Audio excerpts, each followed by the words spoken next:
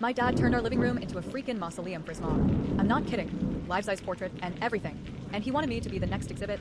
Okay, Reddit, buckle up because this is a wild one. I need to vent. I need advice. I don't even know what I need. Just someone to tell me I'm not completely insane for feeling like I'm living in a gothic novel. So, background. My mom died when I was like 5. Tragic, I know. Don't worry, I'm not looking for sympathy points. It is what it is. What isn't what it is how my dad decided to cope. He went full-blown, grade A, certified bonkers. See, his mom, my grandmother, who I barely remember, was apparently the freaking second coming. Saint Agnes of the suburbs. A goddess in a floral apron. You get the picture. According to my dad, she could do no wrong. Cooked like Julia Child, dressed like Audrey Hepburn, and had the wisdom of freaking Yoda. After my mom died, instead of, maybe seeking therapy or joining a grief support group, my dad decided to immortalize his mother. In our living room. Let me paint you a picture. Our living room wasn't exactly huge to begin with. Think suburban semi-detached, not Downton Abbey. Now, imagine squeezing into that space. A massive, ornate display cabinet filled with my grandmother's stuff. Doilies, teacups, knickknacks of questionable taste. And then the centerpiece. Oh, God, the centerpiece. A life-size portrait of my grandmother. Not a tasteful portrait, mind you. No, this was a full-on, oil-on canvas, slightly too realistic depiction of her in her pride. Think Mona Lisa, but with a perm and a slightly judgmental expression. It hung above the fireplace, staring down at anyone who dared enter the room. I swear, sometimes I thought its eyes followed me. The first time I saw it, I was like 7. I remember walking in and just freezing. It was overwhelming. My dad stood behind me, beaming. "Isn't it beautiful, my name?" he asked, his voice thick with emotion. I mumbled something non-committal, my eyes glued to the painting. Beautiful? It was terrifying. She was an amazing woman, he continued, launching into one of his many monologues about his mother's virtues. How she could bake the perfect apple pie, how she always knew what to say, how she was the glue that held the family together.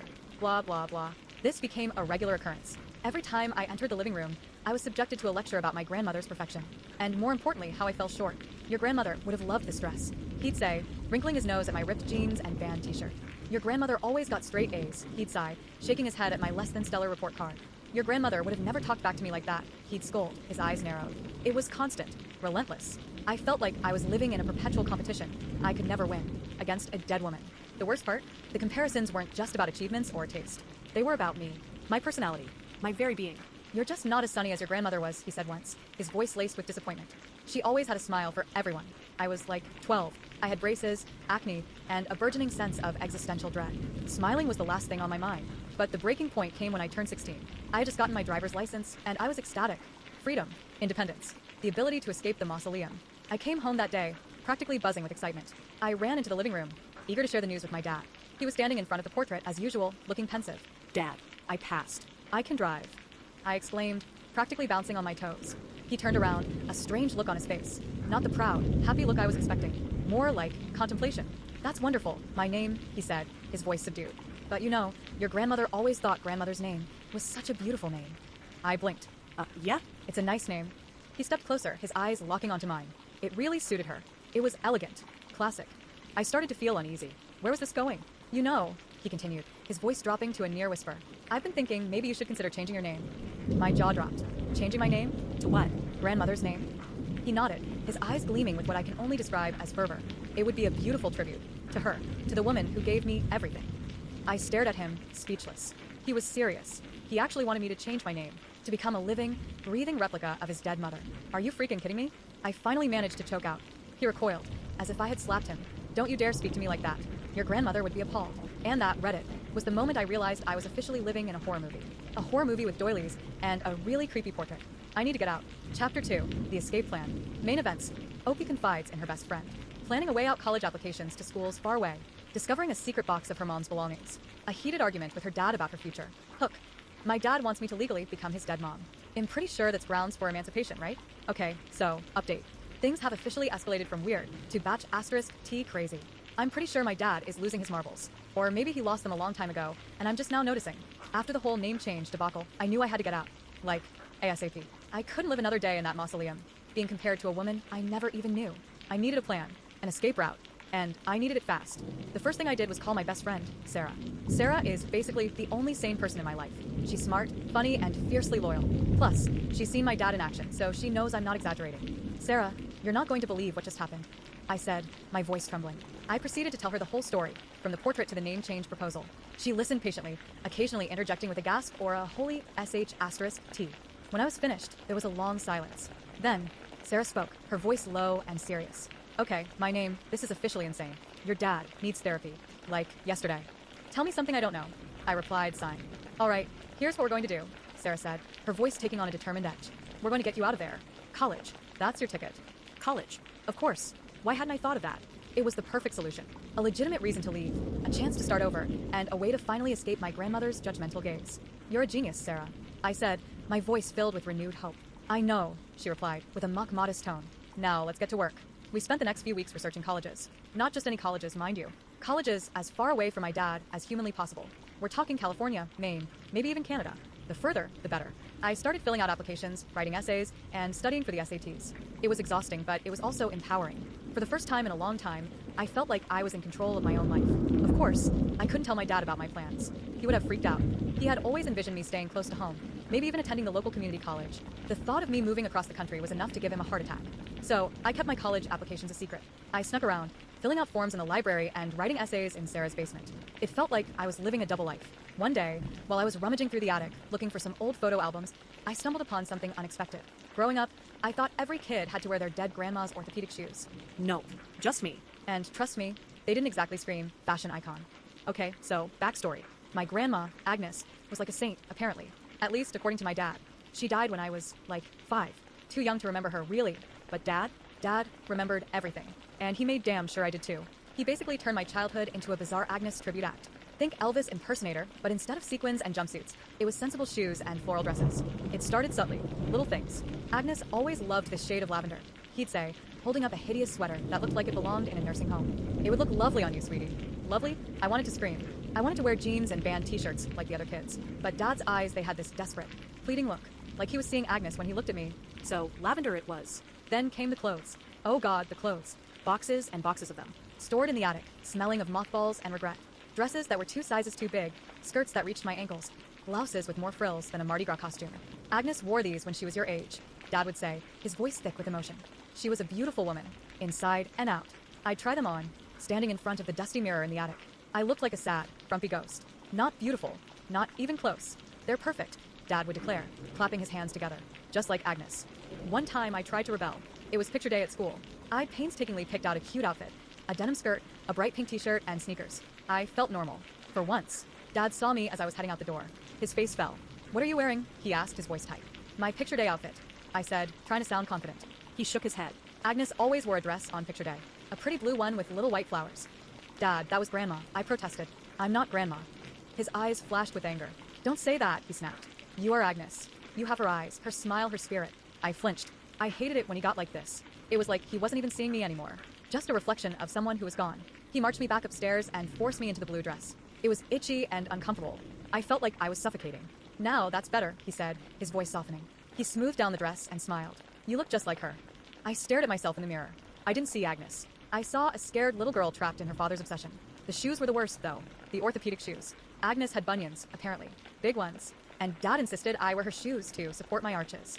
They were hideous. Brown leather monstrosities with thick soles and Velcro straps. They squeaked when I walked. I was the laughingstock of the playground. Nice shoes, Grandma, the kids would yell, pointing and giggling. I'd blush and try to hide my feet, but it was no use. Those shoes were a beacon of shame. One day, I finally snapped. I was in middle school. Puberty was hitting me hard. I was awkward and self-conscious enough without having to dress like a geriatric. Dad had just presented me with another one of Agnes's outfits, a plaid skirt, a cardigan with cat-shaped buttons, and, of course, the orthopedic shoes. I'm not wearing that, I shouted, throwing the clothes on the floor. Dad looked shocked. What did you say? I said I'm not wearing it. I repeated, my voice trembling. I'm not Agnes. I'm me, and I want to dress like me. We argued for hours. I cried. He yelled. He accused me of disrespecting Agnes's memory. I accused him of ruining my life. Finally, I ran to my room and slammed the door. I stayed there for the rest of the day, refusing to come out. That night, Dad came to my room. He knocked softly on the door. Can I come in? He asked, his voice subdued. I hesitated, then mumbled. Yeah, whatever. He sat on the edge of my bed.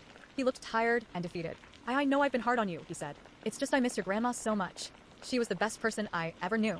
He paused, his eyes filling with tears. When I look at you, I see her. It's like she's still here.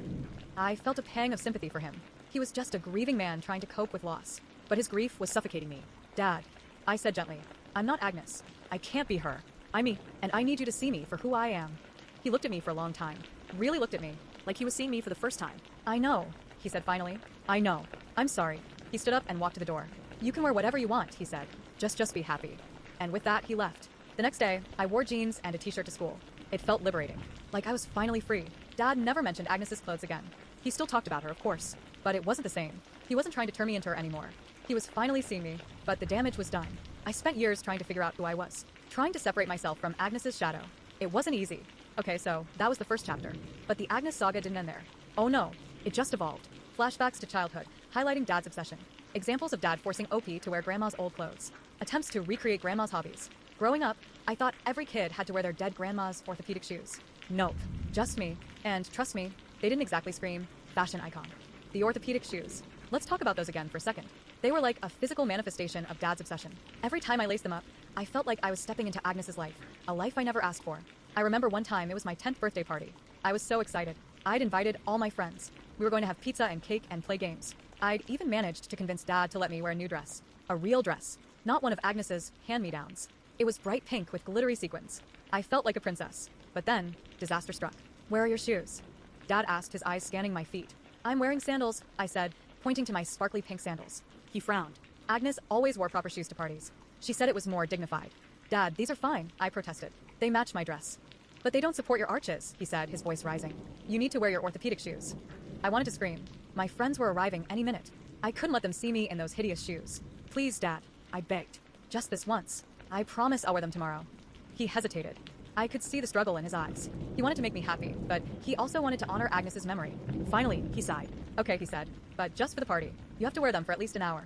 I groaned inwardly, but I agreed. Anything to avoid a full-blown meltdown. The party started. Everything was going great. My friends loved the pizza and cake. We were playing musical chairs and laughing hysterically. Then Dad appeared. He was holding the orthopedic shoes. It's time, he announced, his voice booming. My friends stopped laughing. They stared at the shoes with a mixture of confusion and amusement. I wanted to disappear.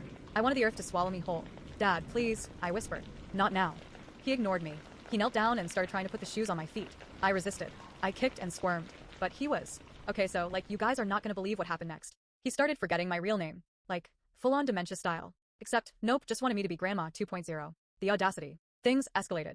Fast. Remember how I said my dad was just being annoying about the name thing? Yeah, well, annoying turned into full-blown psychological warfare. Seriously. It started subtly. He'd call me honey or sweetie more often. Which, okay, whatever. Dads do that, right? But then the real fun began. I was helping him in the garage, trying to fix his stupid lawnmower. I swear, that thing was older than I was. Covered in rust and grime. I was elbow deep in grease, trying to figure out why it wouldn't start. Hey, Dad, can you hand me the wrench? I asked, wiping my forehead with the back of my hand, leaving a lovely streak of black. He was rummaging through a toolbox, muttering to himself. Wrench, wrench, where's that blasted wrench? Dad. I repeated, louder this time. He looked up, his eyes widening slightly, like he was just now noticing I was there. Oh. Yes? What is it, Evelyn? I froze. Did he just call me Evelyn? Evelyn. I asked, my voice barely a whisper. He blinked at me, all innocent-like. Yes, Evelyn. That's your name, isn't it? I stared at him. No. My name is my name. It's OP's name. He chuckled, a low, rumbling sound that sent shivers down my spine. Now, Evelyn. Don't be silly. Of course, your name is Evelyn. Just like your grandmother. I wanted to scream. I wanted to throw the greasy wrench at his head. I wanted to run away and never look back. But I didn't. I just stood there, dumbfounded. Dad, I said, trying to keep my voice steady. This isn't funny. Stop it. He just smiled, a creepy, unsettling smile that didn't reach his eyes. What's not funny, Evelyn? I'm just calling you by your name. He handed me the wrench, still smiling. Here you go, Evelyn. Be careful now. I took the wrench, my hand trembling. I couldn't speak. I couldn't think. All I could hear was the echo of that name in my head. Evelyn. Evelyn. Evelyn. I finished fixing the lawnmower in silence, my mind racing. What was going on? Was he serious? Was he losing it? Or was this some kind of twisted game? That night, at dinner, it happened again. Evelyn, pass the salt, please, he said, without even looking at me. My mom, bless her heart, looked confused. Evelyn? Who's Evelyn? My dad just waved his hand dismissively. Oh, I just meant OP's name. I'm just trying it out. See if it fits. Trying it out? I exploded. Dad, what the heck? It doesn't fit. It's not my name. My name is OP's name. Get it through your thick skull. He sighed, like I was being unreasonable. Now, Evelyn, don't get upset. I just think it's a beautiful name, and it would honor your grandmother. I am honoring her by remembering her as Grandma, not by becoming her. I yelled, slamming my fist on the table. I am not Grandma. I am me. My mom put her hand on my arm, trying to calm me down. Sweetheart, just take a deep breath. Maybe your father is just trying to connect with his mother's memory. Connect? By erasing me? By pretending I'm someone else? That's not connecting, Mom. That's insane. The tension in the room was thick enough to cut with a knife. My dad just sat there, staring at his plate, a smug little smirk playing on his lips. This went on for days. Every single day, he called me Evelyn. Every single day, I corrected him. Every single day, he ignored me. It was driving me crazy. I started to resent him. I started to resent the name Evelyn. I started to resent my grandmother. Even though I barely remembered her, I felt like I was losing my identity, like I was slowly being erased, replaced by a ghost from the past. I started avoiding him. I spent more time in my room, listening to music, reading books, anything to escape the constant barrage of Evelyn. One afternoon, I was in my room, trying to concentrate on my homework, when I heard a knock on the door. Evelyn, can I come in? It was my dad. I groaned inwardly. What do you want? I asked, my voice muffled by the door. He opened the door anyway, poking his head inside. Just wanted to talk to my daughter. I'm not your daughter, I mumbled, turning away from him. I'm Evelyn, remember? He sighed dramatically. Come on, OP's name. Don't be like that. I'm just trying to, I don't know, bond with you. Bond with me? By calling me the wrong name? That's your idea of bonding. He stepped into the room, closing the door behind him. Look, I know it's been difficult, but I really think you should consider changing your name. I turned around, my eyes blazing. Consider it? I've considered it. And the answer is no. I am not changing my name. Ever. He took a step closer to me. But Evelyn is such a beautiful name, and it would mean so much to me. It's not my name, I screamed. Why can't you understand that? I am OP's name. That's who I am. That's who I've always been. And I'm not going to let you take that away from me. Tears streamed down my face. I was so angry, so frustrated, so hurt. He reached out to touch me, but I flinched away. Don't touch me. Just leave me alone. He backed away, his face a mask of hurt and confusion. I just want what's best for you, Evelyn. What's best for me is for you to call me by my actual name. I sobbed. Is that too much to ask? He stood there for a moment, staring at me. Then, he turned and walked out of the room, closing the door softly behind him. I collapsed onto my bed, burying my face in my pillow. I felt like I was suffocating, like I was trapped in a nightmare that I couldn't wake up from. The next day, things took an even weirder turn. I woke up to find a small, framed picture on my nightstand. It was a picture of my grandmother. I picked it up, staring at her face. I barely remembered her. She had died when I was very young, but I remembered her smile. It was a kind, gentle smile. I also noticed something else. Someone had written something on the back of the picture. I flipped it over and read the inscription. To my darling Evelyn, may you always be as beautiful and kind as your namesake. My heart sank. He was really going all in on this, wasn't he? He was trying to rewrite history, to erase me and replace me with his mother. I stormed downstairs, picture in hand. Dad, I yelled. What is this? He was in the kitchen making breakfast. He turned around, a look of surprise on his face. Oh, good morning, Evelyn. Did you sleep well? I held up the picture. This. What is this doing in my room? He took the picture from me, examining it closely. Oh, That's just a picture of your grandmother. I thought you might like to have it. You put it in my room, and you wrote this on the back. I pointed to the inscription. He shrugged. So, it's a nice sentiment. It's creepy. It's manipulative. It's insane. I screamed, throwing the picture on the table. He just sighed and went back to making breakfast. Don't get so worked up, Evelyn. It's just a picture. It's not just a picture. It's a symbol of your obsession, of your desire to turn me into someone I'm not. He slammed a plate of pancakes on the table. Eat your breakfast, Evelyn. I stared at the pancakes, my stomach churning. Mashed potatoes and emotional manipulation. My dad's specialty. He dropped the name change bomb right between the gravy boat and the green bean casserole. And this is where things went from weird to I'm pretty sure my family is cursed levels of bonkers. So, dinner. Sunday dinner. The kind of forced family bonding experience that makes you question your life choices. My dad, bless his heart, no, seriously, bless it because he's driving me insane, decided this was the perfect moment to unleash his latest scheme. The table was set all fancy.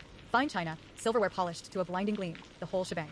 Mom had slaved all day over the food. Roast chicken, stuffing, the aforementioned mashed potatoes, and green bean casserole. It looked like a Norman Rockwell painting if Norman Rockwell paintings made you want to run screaming into the night. My brother, Mark, was there with his wife, Sarah.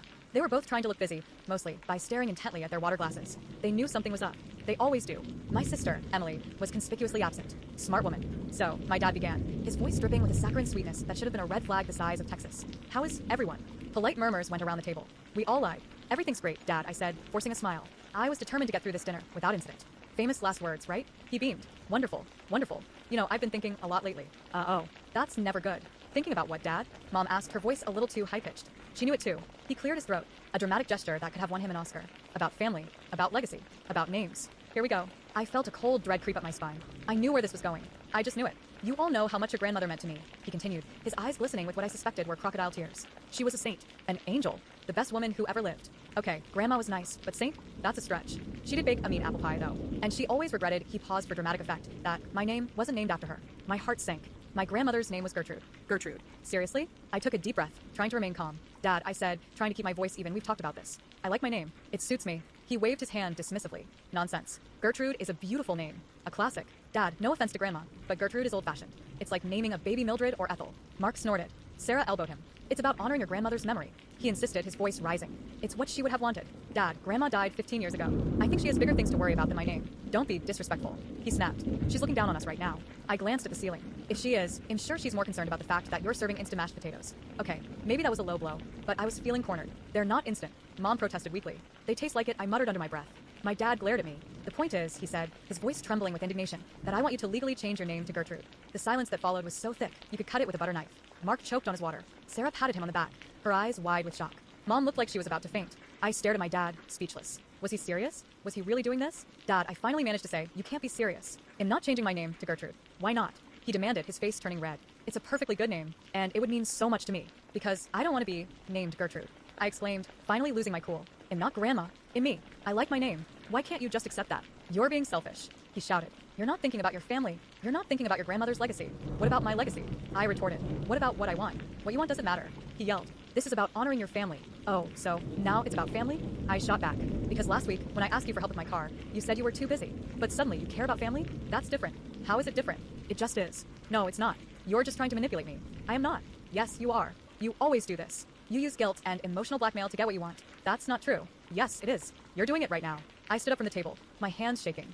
I can't do this, I said, my voice trembling. I can't have this conversation. I'm leaving. Fine. He shouted. Leave. See if I care. I grabbed my purse and stormed out of the dining room, tears streaming down my face. Where are you going? Mom called after me. Anywhere but here. I yelled back. I slammed the front door behind me, the sound echoing through the house. I ran to my car, fumbled with the keys, and started the engine. As I drove away, I could see my dad standing in the window, his face a mask of anger and disappointment. I didn't care. I was done. I was done with the guilt trips, the emotional manipulation, the constant pressure to be someone I wasn't. I needed to get away. I needed to clear my head. I needed to. I didn't know what I needed, but I knew I couldn't stay there. So I drove. I drove until I didn't know where I was anymore. I drove until the tears stopped flowing. I drove until I felt something, and what I felt was anger. Pure, unadulterated rage. Rage at my dad for trying to control me. Rage at my family for enabling him. Rage at myself for letting him get away with it for so long. I pulled over to the side of the road, got out of the car, and screamed. I screamed until my throat was raw. I screamed until my voice gave out. I screamed until I felt a little bit better. Then I got back in the car and drove home. Not to my parents' house. To my own apartment. And as I sat there, alone in my living room, I made a decision. I was done being the dutiful daughter. I was done trying to please everyone else. I was done letting my dad dictate my life. I was going to live my life on my own terms, even if that meant changing my name to Gertrude just to spite him. Just kidding. But seriously, things were about to get interesting. Okay, so after the great dinner table meltdown of 23, I needed space. Like a lot of space. I ghosted my family for a solid week. No calls, no texts, no carrier pigeons delivering passive-aggressive messages attached to their tiny legs. Nothing. It was glorious. I spent the week catching up on sleep, binge-watching terrible reality TV, and generally ignoring the existence of my family. It was exactly what I needed. But, of course, the peace couldn't last forever. Eventually, my mom started blowing up my phone. First, it was just a few missed calls. Then, it was a barrage of texts. Are you okay? We're worried about you. Your father is very upset. Upset? Oh, I'm sure he was. He wasn't getting his way. I ignored them all. Finally, she resorted to guilt. The ultimate weapon in the parental arsenal. Your father isn't feeling well. He's been very stressed. Oh, please. He's always stressed. He's a human stress ball. But then came the zinger. The text that finally broke my resolve. He's not eating. He misses you. She's back. In a younger, slightly less wrinkly form. That's how my dad introduced me at Thanksgiving. I nearly choked on my cranberry sauce. Okay, rewind. For those just tuning in, I'm dealing with some seriously weird family stuff. My grandma, Agnes, died a few months ago. Loved her. Sweetest lady ever. Baked amazing cookies. But now, my dad is convinced I'm her reincarnated.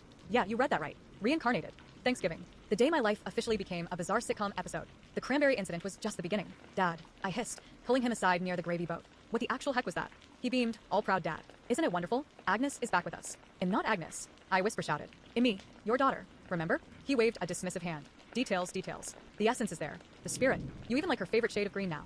Okay, true. I recently bought a green sweater, but that was because it was on sale and looked good with my jeans. Not because I suddenly had a craving for Werther's Originals and a burning desire to knit doilies. It's a coincidence, I argued, feeling my face flush. Lots of people like green. But do they hum Danny Boy while stirring the gravy? He raised an eyebrow, a smug look on his face. I froze. Okay, I had been humming Danny Boy earlier. It was stuck in my head. ID heard it on the radio.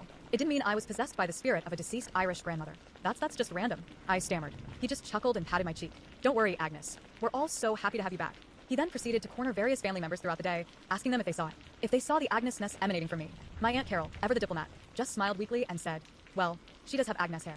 My hair is brown. Agnes was white. My Uncle Jerry, bless his heart, just looked confused and asked if he could have more pie. My cousin, Sarah, who's usually my ally in family craziness, just avoided eye contact and spent the entire day glued to her phone. Smart girl. The worst was when he tried to get my mom on board. Don't you see it, Martha? He pleaded, grabbing her hand. She has Agnes or her way of folding napkins. My mom, who had been silently observing the whole situation with a growing look of horror, finally snapped. Harold, she said, her voice dangerously low. Our daughter is not your mother. She is a young woman with her own life, her own personality, and her own damn napkin folding techniques. Stop it. Just stop it. I wanted to hug her. My mom, the voice of reason. My savior. But the damage was done. The seed had been planted. Now, everyone was looking at me differently. Like I was some kind of grandma-shaped pod person. After Thanksgiving, things didn't get better. They got weirder. My dad started calling me Aggie around the house. He'd leave out Agnes' favorite books for me to discover. He even tried to get me to wear her old cardigan, which smelled suspiciously of mothballs and lavender. It's just like she used to wear, he'd say, holding it out to me with a hopeful look. Dad, no. Just no, I do reply, backing away slowly. The worst part was the questions. The constant, probing questions. Do you remember the time we went to the beach in 1978, Aggie? You wore that blue swimsuit. Do you still enjoy knitting, dear? I have some lovely yarn. What was your favorite flavor of ice cream, Aggie? Was it still butter pecan? I felt like I was being interrogated by some kind of reincarnation police. I tried to explain to him that I wasn't Agnes, that I was still me, that I had my own memories, my own dreams, my own life. But he wouldn't listen. He was convinced. He had found proof. The proof, apparently, was that I liked the same brand of tea as Agnes. I mean, come on, it's Earl Grey. It's a pretty popular tea. My friends started noticing the change in me. I was more withdrawn, more anxious. I stopped going out as much. I was afraid of what my dad would do if he saw me having fun. Would he think Agnes wouldn't approve? You okay? My best friend, Chloe, asked me one day over coffee. You seem different. I hesitated. How could I explain this to her without sounding completely insane? It's my dad, I finally said. He thinks him his dead mother reincarnated. Chloe stared at me for a moment, then burst out laughing. Seriously? That's amazing. And awful. All at the same time. I didn't find it amazing. I found it isolating. I felt like I was losing myself, like I was being erased, replaced by the ghost of someone else. I started avoiding my dad. I'd stay in my room, listening to music, trying to drown out the sound of him calling me Aggie. I felt like I was trapped in a nightmare, a never-ending, grandma-themed nightmare. One day, I found him going through my things, my CDs, my clothes, my journals. What are you doing? I demanded, my voice trembling. He looked up startled, just seeing if there's anything familiar to Agnes. I snapped. Get out. I screamed. Get out of my room. Get out of my life. I am not Agnes. I am me, and I want you to stop treating me like I'm some kind of a replacement for your mother. He looked hurt, confused, like I had just slapped him. But I just want her back, he whispered. And that's when I realized this wasn't about me. It wasn't about Agnes. It was about him, about his grief, about his inability to let go. He wasn't seeing me. He was seeing a ghost he desperately wanted to bring back to life. And I was just collateral damage.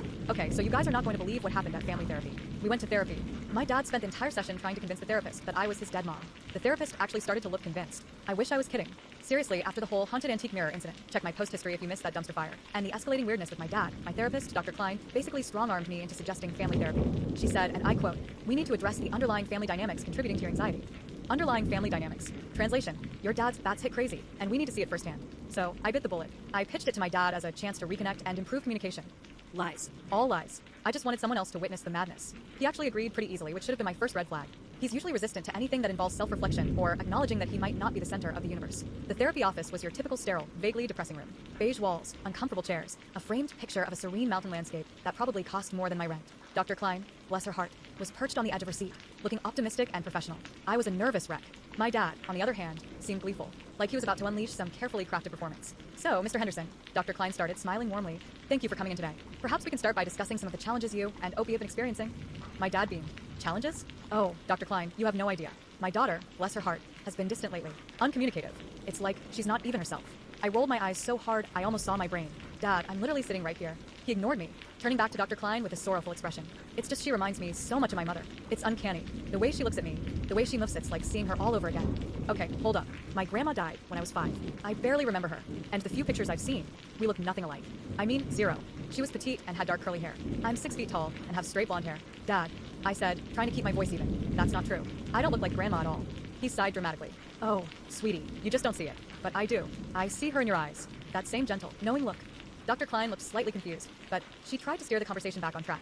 Mr. Henderson, while I understand the emotional significance of your mother, perhaps we can focus on the present relationship between you and OP. Big mistake. Huge. My dad sees the opportunity like a starving wolf. But Dr. Klein, it is the present relationship. It's like my mother has come back to me through my daughter. It's a miracle, but it's also difficult. She doesn't remember things. Things we shared. Things only my mother would know. He turned to me, his eyes glistening with fake tears. Remember that time, sweetheart, when we went to the beach and built that sandcastle? The one the waves washed away? You were so upset, and I bought you that little seashell necklace? I stared at him, completely dumbfounded. Dad, I have no idea what you're talking about. I never built a sandcastle with Grandma. I was 5 when she died. He waved his hand dismissively. Oh, you just don't remember. It's blocked out. Trauma, you know, but I remember. And I know it was you. You're my mother, reborn. I wanted to scream. I wanted to run out of the room and never look back.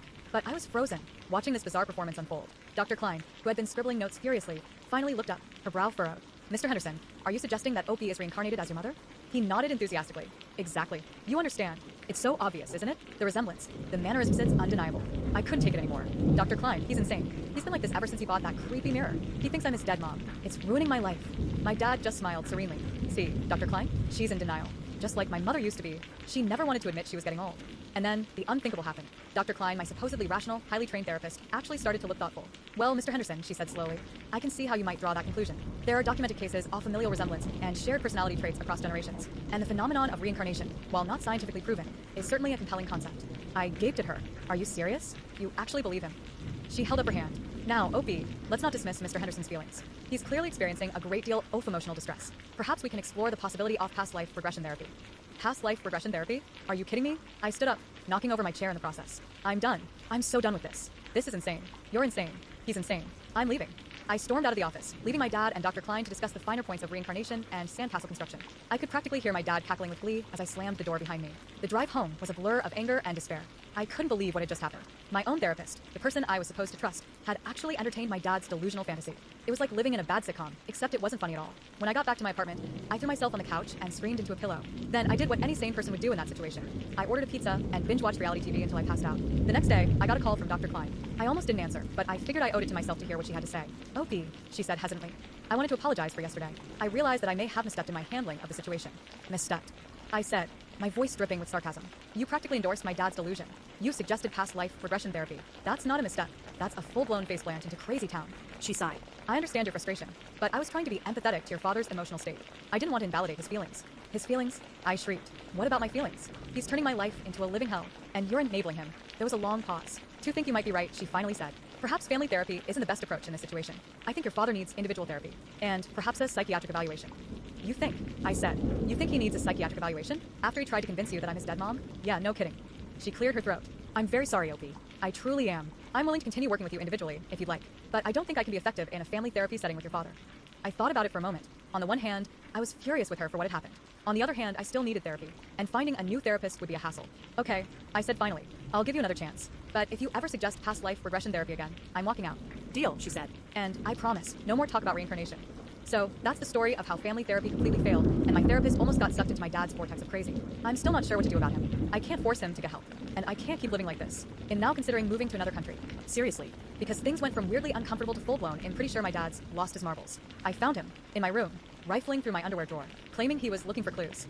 I swear, I almost called the cops. Seriously, my dad, my sweet, slightly eccentric but mostly normal dad, pawing through my intimates. I'd come home early for my shift at the coffee shop, craving a nap and a serious dose of Netflix. I tiptoed in, trying not to wake him. He's been sleeping terribly since Grandma passed, and that's when I saw him. Back to me, hunched over my dresser, drawers pulled open, clothes strewn everywhere. Dad. I asked, my voice barely a whisper. He jumped like I'd stuck a cattle prod up as well. You get the picture. He spun around, eyes wide and panicked. He looked like a deer caught in headlights, except the headlights were a teenage girl with a growing sense of dread. Oh. Hey, sweetie, he stammered, his face flushing a truly impressive shade of crimson. I was just organizing. Organizing? My underwear drawer? With my lacy thongs hanging halfway out? Yeah, right. Organizing. I repeated, raising an eyebrow so high it practically disappeared into my hairline. You're organizing my underwear drawer, Dad? He winced. Well, not exactly organizing. More like looking for something. Looking for what exactly? I demanded, my voice rising. I was trying to stay calm, but the image of my dad pawing through my personal stuff was making my skin crawl. He shuffled his feet, avoiding eye contact. Just clues. You know, about your grandmother. Clues? In my underwear drawer? Was he suggesting Grandma was hiding secret messages in my nevermind? I didn't even want to think about it. Clues? What kind of clues could possibly be in my underwear drawer that relate to Grandma? I asked, my voice dripping with sarcasm. He sighed, running a hand through his thinning hair. I don't know. Maybe she left something for you. A note. A hidden message. I miss her, okay? And I'm trying to find something, anything, that connects me to her. Okay, I get it. He was grieving. He was lost. He was completely losing it. But this was not okay. Dad, I said, trying to keep my voice steady. I understand you're hurting. I miss Grandma too. But this isn't the way to deal with it. You can't just go through my personal belongings. It's a violation of my privacy. He looked genuinely contrite. I know, honey. I'm sorry. I don't know what I'm doing anymore. I softened a little. I knew he was struggling. But still, Dad, promise me you won't do this again. Promise me you won't go through my things without my permission. He nodded quickly. I promise. I swear. It won't happen again. I wanted to believe him. I really did. But something in his eyes told me this wasn't over. Okay, I said, trying to sound firm. Now, get out of my room. I need to process this. He mumbled another apology and shuffled out, leaving me standing in the middle of my disheveled room, surrounded by my scattered clothes. I closed the door and leaned against it, taking a deep breath. This was officially the weirdest, most uncomfortable thing that had ever happened to me. I spent the next hour cleaning up the mess I'd made, trying to shake off the feeling of being violated. I refolded my underwear, trying not to think about my dad's hands touching them. I rearranged my clothes, trying to restore some semblance of order to my life. Just when I thought I could finally relax, I noticed something odd. Underneath my bed, partially hidden by the dust ruffle, was a box. A wooden box. A box I'd never seen before. Curiosity piqued. I pulled it out. It was old and worn, the wood scratched and faded. It had a small brass latch, which I unfastened with trembling fingers. Inside, nestled in a bed of yellowed tissue paper, were Grandma's things. Her favorite pearl necklace, a small, leather-bound diary, a collection of old photographs, and a worn, velvet-covered music box. My breath caught in my throat. I hadn't seen these things since she'd gotten sick. My mom must have packed them away. I picked up the music box, my fingers tracing the intricate carvings on its surface. It was the same music box she used to play for me when I was a little girl. The same music box that always made me feel safe and loved. I wound it up, and the familiar melody filled the room. A sweet, melancholic tune that brought tears to my eyes. As I listened, I noticed a small piece of paper tucked underneath the music box. I unfolded it carefully. It was a note, written in Grandma's familiar handwriting. For my darling, my name, it read. When you need me most, play this music and remember how much I love you. Always. A sob escaped my lips. I clutched the note to my chest, feeling a wave of grief wash over me. I missed her so much. But then a new emotion surfaced. Anger. Why hadn't I known about this box? Why hadn't my mom told me about it? And more importantly, why was it hidden under my bed? I stormed out of my room and found my dad in the living room, staring blankly at the television. Dad. I exclaimed, my voice shaking with emotion. What is this? I thrust the box at him. He looked at it, his eyes widening in surprise. Where did you find that? He asked, his voice barely a whisper. Under my bed. Why didn't you tell me about this? Why was it hidden? He sighed, running a hand through his hair again. I was going to give it to you, he said. I wasn't sure if you were ready. Ready? Ready for what? Ready to remember my grandmother? Ready to have a piece of her with me? He looked down at the floor, avoiding my gaze. I know. I messed up. I wanted to give it to you at the right time, when you needed it most. And you thought rifling through my underwear drawer was the right way to figure that out? I snapped. He winced. Okay, that was a mistake. I admit it, but I was trying to help. I thought maybe there was something else. Something she wanted you to have. I stared at him, my anger slowly giving way to exhaustion. He was trying, I knew he was, but he was going about it all wrong. Dad, I said, my voice softer now. I appreciate you trying to help, but you need to stop. You need to stop looking for clues. You need to stop going through my things. And you need to start dealing with your grief in a healthy way. He nodded slowly. I know, he said. You're right. I'll try. I promise. I wasn't sure if he would keep his promise, but I hoped he would, for both our sakes. There's also something else, he mumbled, avoiding eye contact again. Your mother, she wanted you to wear Grandma's wedding dress. I stared at him, dumbfounded. Her wedding dress? Are you serious? He nodded. She thought it would be a nice way to honor her memory. I didn't even know what to say. Wear my grandmother's wedding dress? That was a lot to process. I don't know, Dad. I stammered. That's a big decision. I know, honey. Just think about it, okay? Your mother really wanted you to have it. I took a deep breath, trying to calm my racing thoughts. This whole situation was spiraling out of control. My dad was losing it, my mom was making bizarre requests, and I was stuck in the middle, trying to hold everything together. I grabbed the box of Grandma's belongings and retreated to my room, closing the door behind me. I needed some time to myself. Time to process everything that had happened. Time to figure out what to do next. As I sat on my bed, surrounded by Grandma's things, I realized something. I couldn't fix my dad. I couldn't control my mom. All I could do was take care of myself. And right now that meant I'd been simmering for weeks. No, months. Years maybe? Ever since Mom, it was like he just transferred her into me. Her clothes, her recipes, her expectations. Even her freaking perfume. I was drowning in her ghost. And he was just standing there, smiling, like everything was normal. Like I wasn't slowly suffocating. The breaking point? It was so stupid. So utterly, ridiculously stupid. He asked me to make his favorite casserole. Mom's recipe. The one with the weirdly sweet corn and the soggy breadcrumbs. I hated that casserole. Mom knew I hated it. But Dad? He looked at me with those expectant eyes. The ones that said, be a good girl. Be your mother. And something inside me just broke. I slammed the cookbook shut. The sound echoed in the suddenly silent kitchen. He flinched. Good. No. Just one word, but it hung in the air like a threat. He frowned. No? What do you mean, no? It's just a casserole. Honey, it's not just a casserole, Dad. It's everything. It's the clothes I don't want to wear, the hobbies I don't want to do, the life I don't want to live. My voice was rising, cracking. I could feel the tears welling up, hot and angry. He took a step back, his eyes widening. He looked scared, pathetic almost, and that just made me angrier. I'm not Mom, Dad. I'm not. I'm me. I'm my name. And I'm sick of pretending to be someone I'm not. The words poured out of me, a torrent of pent-up frustration and grief. I told him about the pressure, the constant comparisons, the feeling of being erased. I told him about the resentment that had been building inside me, slowly poisoning our relationship. Do you even see me, Dad? Do you even know who I am anymore? Or am I just a stand-in, a cheap imitation of the woman you lost? He opened his mouth to say something, but I cut him off. I wasn't done, not even close. I loved Mom. I miss her every single day, but I'm not her, and I will never be her. You can't keep trying to force me into her mold. It's not fair to me, and it's not fair to her memory. I was shaking now, tears streaming down my face. I could barely see him through the blur. I need you to see me, Dad.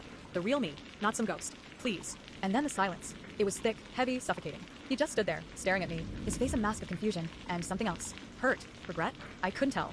Finally, he spoke. His voice was low, barely a whisper.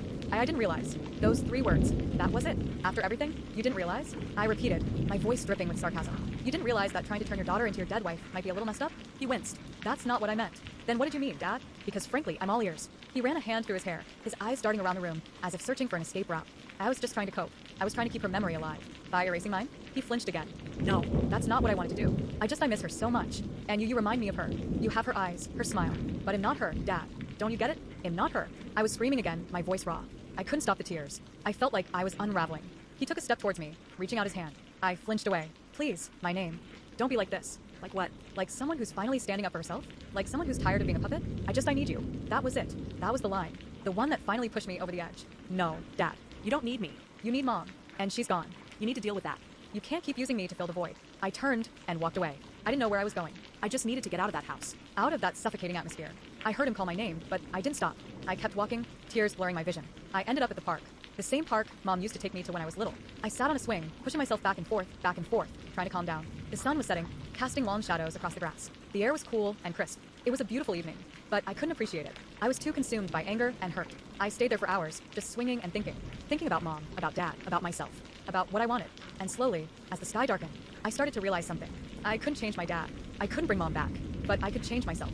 I could take control of my own life. I could stop letting him dictate who I was. It wasn't going to be easy. It was going to be a long, hard fight, but I was ready. I stood up, wiped my eyes, and took a deep breath. I was my name, and I was finally ready to be myself. So yeah, That's where things stand. I haven't talked to my dad since that night.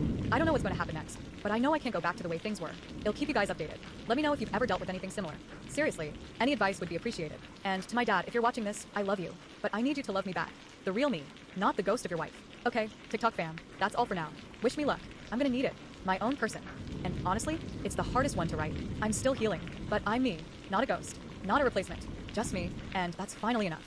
It's weird, right? After everything, after the house, the whispers, the thing that tried to wear my skin, the scariest part as well, it's the quiet in my head. For so long, there was this constant hum, this low-level static of her thoughts, her desires, her memories, pressing against my own. It was like trying to listen to your favorite song with a dial-up modem screaming in the background. Now, silence. It's deafening sometimes. I remember the day it really hit me. I was in the shower, washing my hair, and I reached for the strawberry-scented shampoo, her favorite. My hand froze. Wait. I whispered to myself, the water drumming against the shower tiles. Do I even like strawberry shampoo? It sounds ridiculous, I know. But in that moment, it felt monumental. I couldn't remember. I couldn't separate my preferences from hers. Had I ever even had my own preferences? I stood there, shivering, the hot water turning lukewarm, and just cried. Snotty, ugly crying. The kind where you can't breathe, and you sound like a dying walrus. I felt like I was waking up from a coma, only to discover that my entire life had been a dream. Or rather, her dream. So I did what any sane person would do. I went to the store and bought every single flavor of shampoo they had. Apple, mango, coconut, lavender, even that weird seaweed stuff. My bathroom looked like a tropical fruit salad exploded. And then I started experimenting. One shower, apple. Next one, coconut. I smelled like a walking, talking smoothie. It was ridiculous. It was liberating. And slowly, painstakingly, I started to figure out what I liked. Turns out I'm a lavender kind of gal. Who knew? The little things were the hardest. Music. food, clothes. I'd catch myself reaching for something, a specific type of tea, a certain style of dress, and have to stop and ask myself, is this me or is this her? It was exhausting. My therapist, bless her soul, told me it was like untangling a ball of yarn. You have to start somewhere, be patient, and accept that you're going to find a few knots along the way. Think of it as rediscovering yourself, she said, her voice calm and reassuring. You've been through a traumatic experience. It's natural to feel disconnected. Disconnected? I felt like I'd been surgically separated from my own identity. The house, well, the house is gone. Burned to the ground. Officially ruled an accidental electrical fire. Yeah, right. Let's just say I didn't exactly mourn its passing.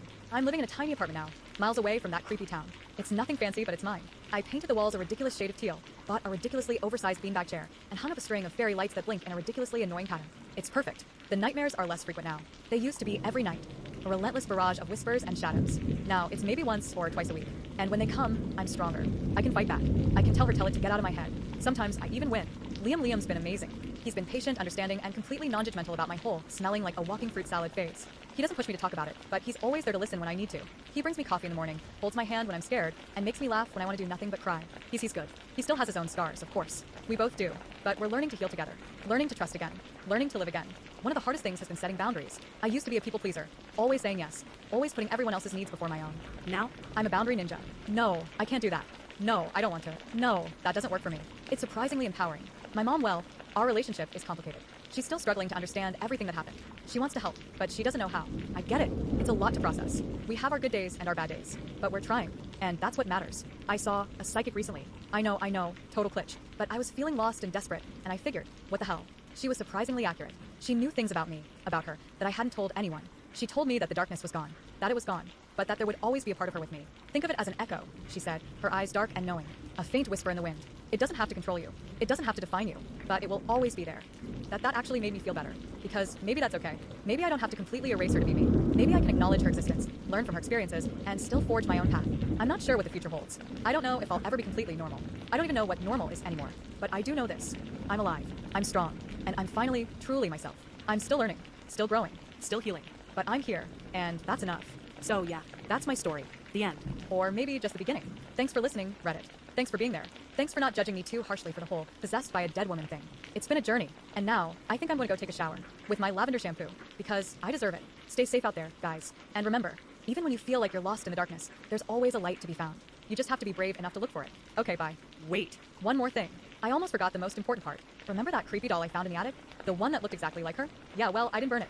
I know, terrible idea. But I couldn't bring myself to do it. Instead, I dressed it up in a ridiculous outfit, a Hawaiian shirt, a tutu, and a pair of oversized sunglasses, and propped it up in my living room window. Every morning, when I wake up, I see it there, staring out at the world. And I smile, because it's a reminder of everything I've been through, a reminder of how far I've come, and a reminder that even the creepiest, most terrifying things can be turned into something something slightly less creepy and slightly more hilarious. So yeah, That's the real ending. Now, I'm really going to go take a shower. Bye for real this time.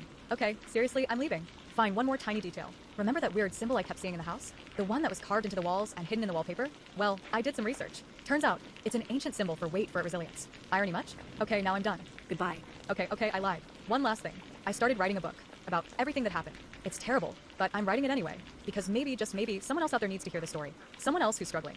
Someone else who feels lost and alone. Someone else who needs to know that they're not. So yeah, That's it. The absolute, positively, 100% final ending. for real this time. Goodbye. Wow. What do you all think about this story? Drop your comment.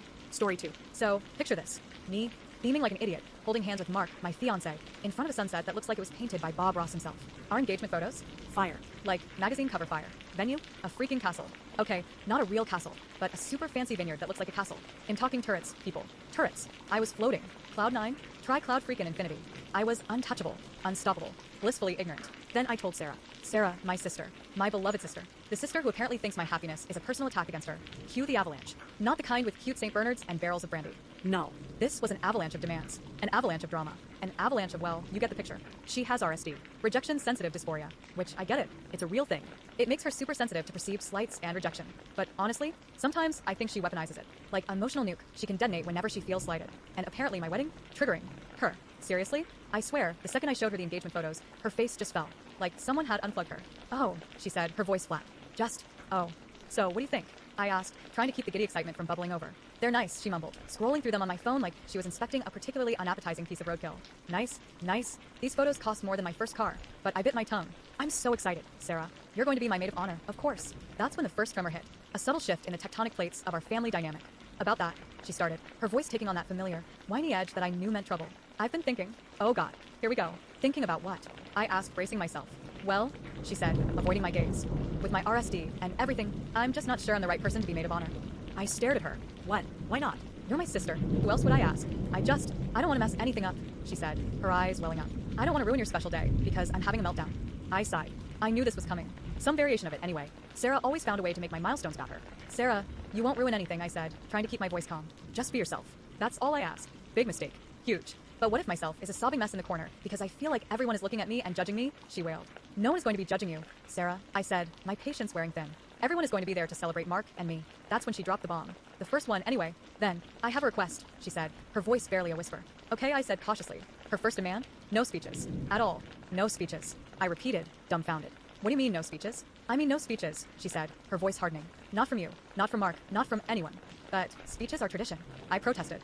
My dad wants to give a speech. Mark's best man wants to give a speech. I can't handle it, she said, her voice rising. I just can't. If I have to sit there and listen to people talk about how wonderful you and Mark are and how perfect your relationship is and how lucky you are, I'll lose it. I'll have a panic attack.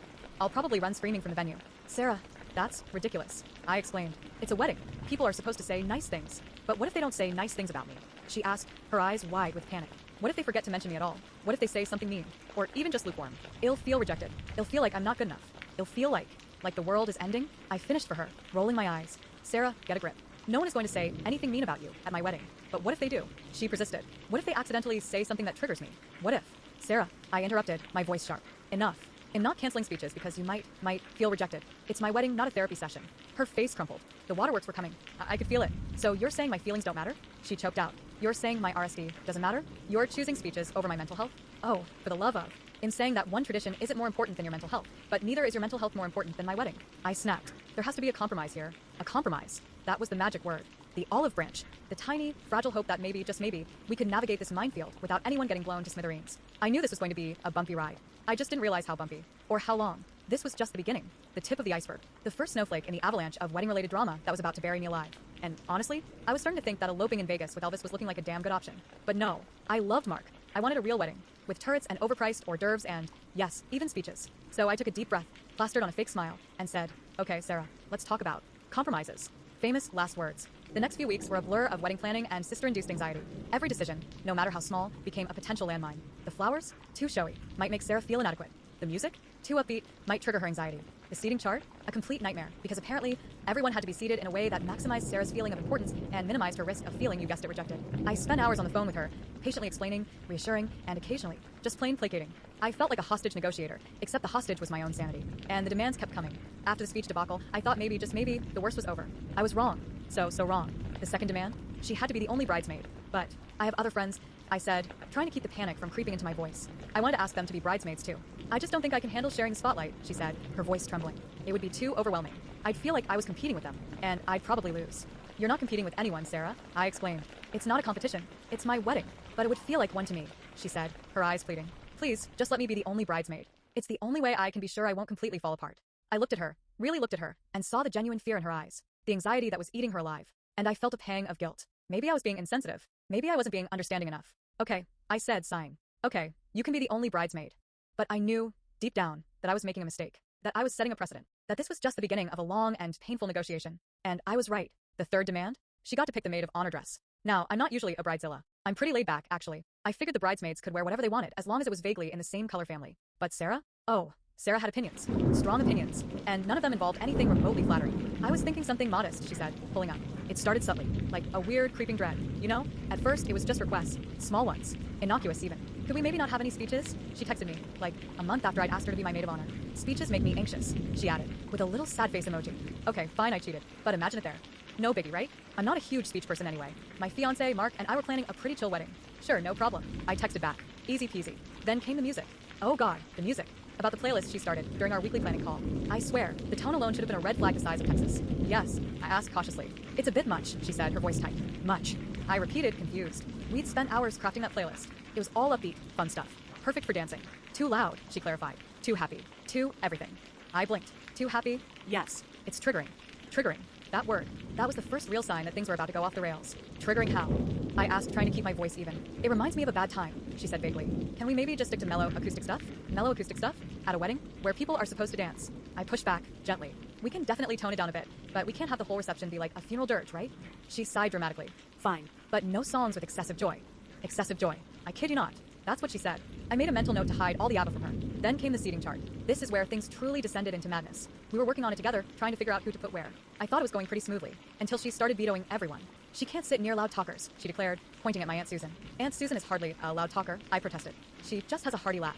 It's disruptive, she insisted. And it makes me anxious. Okay, fine. Moved Aunt Susan. Then, he can't sit near me. He might ignore me. That's my cousin, Tom. He's super friendly. He's also easily distracted. And I need to feel seen. Seen. At my wedding. By my cousin. I was starting to feel a twitch in my eye. And then came the PowerPoint. Yes, you read that right. A PowerPoint. She invited me over for a quick chat about the wedding. I thought we were just going to finalize the flower arrangements or something. I arrived, mimosa in hand, because, let's be honest, I needed it. And she ushered me into her living room. There, on her giant TV screen, was the title slide, Wedding Day Triggers. I almost choked on my mimosa. What is this? I stammered. She beamed. I've prepared a presentation to help us ensure a stress-free wedding day for everyone. Everyone, or just her. She clicked to the next slide. It was a list. A meticulously crafted list of things that could potentially trigger her anxiety. Loud noises, bright lights, sudden movements, unexpected conversations, people chewing loudly, the color yellow. Yes, the color yellow. I stared at the list, my jaw hanging open. This is a lot, I managed to say. I know, right? She said, completely oblivious to my horror. But don't worry, I've also included solutions. She clicked to the next slide. This one was a graph, a pie chart to be exact. It showed the percentage of the wedding day that she anticipated feeling anxious, broken down by category. As you can see, she said, pointing to a particularly large slice labeled social interactions. This is my biggest concern. I wanted to scream. The next few slides were even worse. Flow charts detailing her emotional state at various points during the day. Risk assessments for potential trigger events. A contingency plan for if she started to feel overwhelmed. I was officially speechless. So, she said, after she'd finished presenting her masterpiece, what do you think? I took a deep breath, trying to find the words to express the sheer absurdity of the situation. I think you need to talk to a therapist, I finally said. She frowned. Why? Is there something wrong with wanting to be prepared? Prepared is one thing. I said, but this is insane. It's my wedding. I can't cater to every single one of your anxieties. But you want me to be happy, don't you? She asked, her voice wavering. Of course I want you to be happy, I said, but not at the expense of my own happiness, or the happiness of my other guests. The silence hung heavy in the air. I could practically feel the tension radiating off of her. Then, she burst into tears. I'm just so stressed, she sobbed. Planning a wedding is so hard. I stared at her, my mind reeling. Was she seriously trying to guilt-trip me? This isn't even your wedding, I exclaimed, finally losing my cool. It's mine, and you're making it a nightmare. She just kept crying. I stood up, grabbed my purse, and walked out. I haven't spoken to her since. I don't even know if she's still going to be my maid of honor. Honestly, at this point, I don't even care. I just want to get married without having to navigate a minefield of emotional triggers and PowerPoint presentations. Is that too much to ask? I'll keep you guys updated. This is far from over. Trust me. Okay, so, update on the Weddingzilla situation. Buckle up, because it gets even crazier. After the PowerPoint debacle, I needed a break. A serious break. I ghosted my maid of honor, Sarah, for a solid week. I just couldn't deal with her. Mark, bless his heart, tried to mediate. He's always been the peacemaker in our relationship. Maybe she's just feeling overwhelmed, he said, trying to be understanding. Wedding planning is stressful, you know? Stressful is one thing, I said, rolling my eyes. Presenting me with a PowerPoint presentation on her emotional triggers is a whole other level of crazy. Mark chuckled. Okay, yeah, that's a bit much. He suggested we invite Sarah over for dinner, try to talk things out. I reluctantly agreed. I figured it was worth a shot. Big mistake. Huge. She arrived with a binder. A 3-inch thick binder labeled, Wedding Day Contingency Plans. I swear I almost fainted. What is that? I asked, my voice barely a whisper. It's my plan to ensure a smooth and stress-free wedding day for everyone, she said, beaming. I groaned inwardly. Here we go again. Dinner was a disaster. She barely touched her food, spending the entire time outlining her contingency plans. Apparently, she developed a detailed strategy for dealing with every possible scenario that could potentially trigger her anxiety. Loud music? She had earplugs. Bright lights? She had sunglasses. Unexpected conversations? She had pre-prepared responses. It was insane. But the worst part was the safe word. Yes, you read that right. A safe word. She designated a safe word that she could use at any point during the wedding if she started to feel overwhelmed. The safe word was pineapple. I kid you not. Pineapple. If she said pineapple, everyone was supposed to immediately stop what they were doing and attend to her needs. I was horrified. You can't be serious, I said, staring at her in disbelief. I am completely serious, she said, her voice firm. This is for my well-being. But pineapple? I asked, why pineapple? It's a happy word, she explained. It reminds me of tropical vacations. Of course it does. I tried to reason with her. I explained that having a safe word at my wedding planning, already a nightmare, right? But then my sister, the maid of honor from hell, decided to take things to a whole new level of crazy. That's what I snapped. I actually yelled it. In front of everyone. More on that in a sec. First, you need the backstory. My sister, let's call her Brenda, suffers from rejection-sensitive dysphoria, or RSD. I know it's a real thing. I'm not trying to minimize it. But Brenda? She weaponizes it. Big time. Leading up to the wedding, every decision was a battle. The dress? She hated it. The flowers? Gave her anxiety. The seating chart? Apparently, it triggered deep-seated childhood trauma. I was walking on eggshells, trying to accommodate her every whim, every fear. I even let her pick the color of the napkins. Lavender. Seriously. Then came the PowerPoint. Yeah, you read that right. A PowerPoint presentation. At my bridal shower. It was titled, in giant, glittery letters, Brenda's Guide to Supporting my name on her big day without triggering my RSD. I kid you not. The first slide was a definition of RSD, complete with clinical terms I barely understood. Slide 2, a list of Brenda's triggers. Loud noises, unexpected changes, perceived criticism, basically everything that happens at a wedding. Slide 3, a detailed breakdown of how each wedding event could potentially upset her, with suggested solutions. The ceremony might be overwhelming, she read aloud, pointing at the screen with a laser pointer. Therefore, I will need a designated safe space with calming aromatherapy and noise-canceling headphones. The bridesmaids exchanged nervous glances. My mom choked on her mimosa. I felt a vein throbbing in my forehead. Slide 4 was the kicker. It was a flowchart, depicting the steps to take if Brenda felt rejected or unappreciated. Step 1, validate Brenda's feelings. Step 2, reassure Brenda that she is loved and important. Step 3, offer Brenda a hug and a small gift. A small gift? What the actual heck? I managed to maintain a semblance of composure through slides 5, 6, and 7, which cover topics like managing Brenda's social anxiety at the reception and preventing Brenda from oversharing embarrassing childhood stories. But when she got to slide 8, titled Emergency RSD Protocol, I lost it. Okay, Brenda, I said, my voice shaking. That's enough. She blinked at me, all wide-eyed innocence. But I haven't finished explaining the contingency plan for a potential panic attack during the first dance. I don't care about the contingency plan. I exploded. This is my wedding, not a therapy session designed to cater to your every anxiety. The room went silent. You could hear a pin drop. My grandma, bless her heart, actually dropped her pin. I know RSD is real. I continued, trying to control my voice. I get it, but this is insane. You're making my wedding all about you. Her response? Tears. Buckets of them. You're being so insensitive, she wailed, clutching her chest. You know how hard this is for me? And then came the classic line. The one I knew was coming but still dreaded. You're ruining my life. I swear, I aged 10 years in that conversation. I felt like I was dealing with a toddler, not a grown woman. Brenda, I said, my voice low and dangerous. I love you, but right now, you are being completely unreasonable. This is my wedding. I need you to be my sister, not my therapist. Can you do that? She just sobbed harder. My mom stepped in, bless her heart. She ushered Brenda out of the room, promising to talk some sense into her. The bridesmaids tried to comfort me, but I was beyond comfort. I was seething. Later that night, Brenda texted me a lengthy apology. It was full of self-pity and justifications, but buried deep within it, there was a glimmer of understanding. She admitted that she might have gone a little overboard. A little? The next day, she showed up at my door with a peace offering.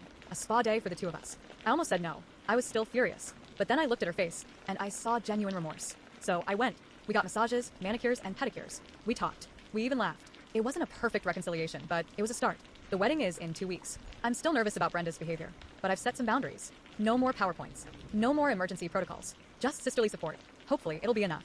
Wish me luck, Reddit. I'm going to need it. Update to come after the wedding. Pray for me. Okay, so the wedding happened, and you guys are never going to believe what went down. Chapter 4. The Wedding from Hell, Part 1. Remember how I said I set boundaries with Brenda? Yeah, those lasted about as long as a snowflake in July. The morning of the wedding started off okay. Brenda seemed calm, almost normal. She helped me get ready, did my hair, which actually looked amazing, and even managed a genuine smile or two. I started to think, maybe, just maybe, we had turned a corner. Then we got to the ceremony. Everything was going smoothly. I walked down the aisle, trying not to trip over my dress. I saw my fiancé, Mark, standing at the altar, looking handsome as ever. I even managed to make eye contact with Brenda, who gave me a small, encouraging nod. But as soon as the officiant started talking, I noticed Brenda fidgeting. She kept shifting in her seat, pulling at her dress, and whispering to the bridesmaid next to her. I tried to ignore it, focusing on Mark and the vows I was about to make. Then it happened. Right in the middle of the officiant's heartfelt speech about love and commitment, Brenda stood up. "I object," she shouted. The entire congregation gasped. Mark's jaw dropped. My mom fainted. Okay, maybe she didn't faint, but she definitely looked like she was about to. I stared at Brenda in disbelief. "What are you doing?" I hissed. "I can't let you do this," she exclaimed, her voice trembling. "He's not good enough for you." "Brenda, sit down." I pleaded, mortified. "You're ruining everything." "No," she cried. "I have to protect you. He's going to hurt you, just like Dad hurt Mom." Oh, my God. She was bringing up our parents' divorce? At my wedding? In front of everyone? I wanted to crawl under a rock and die. Mark, bless his heart, stepped forward. "Brenda," he said calmly, "I understand you're worried about your sister, but I promise I would never do anything to hurt her. I love her with all my heart." Brenda glared at him.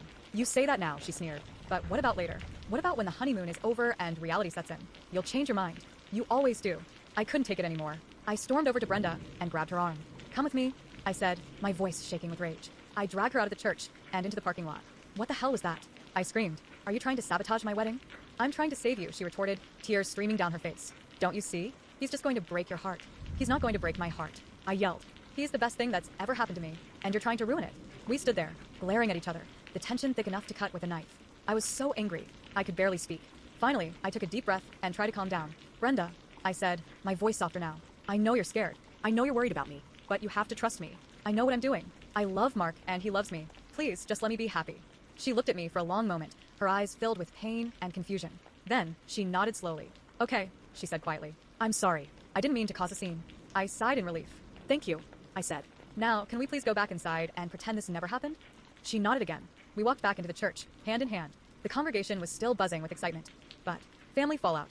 And trust me, it's messier than a toddler with a spaghetti dinner. So, yeah, things went nuclear. I dropped the "no Sarah at the wedding" bomb, and the fallout was immediate. Like, Chernobyl level immediate. Mom was the first to call. I saw her name pop up on my phone, and knew I was screwed.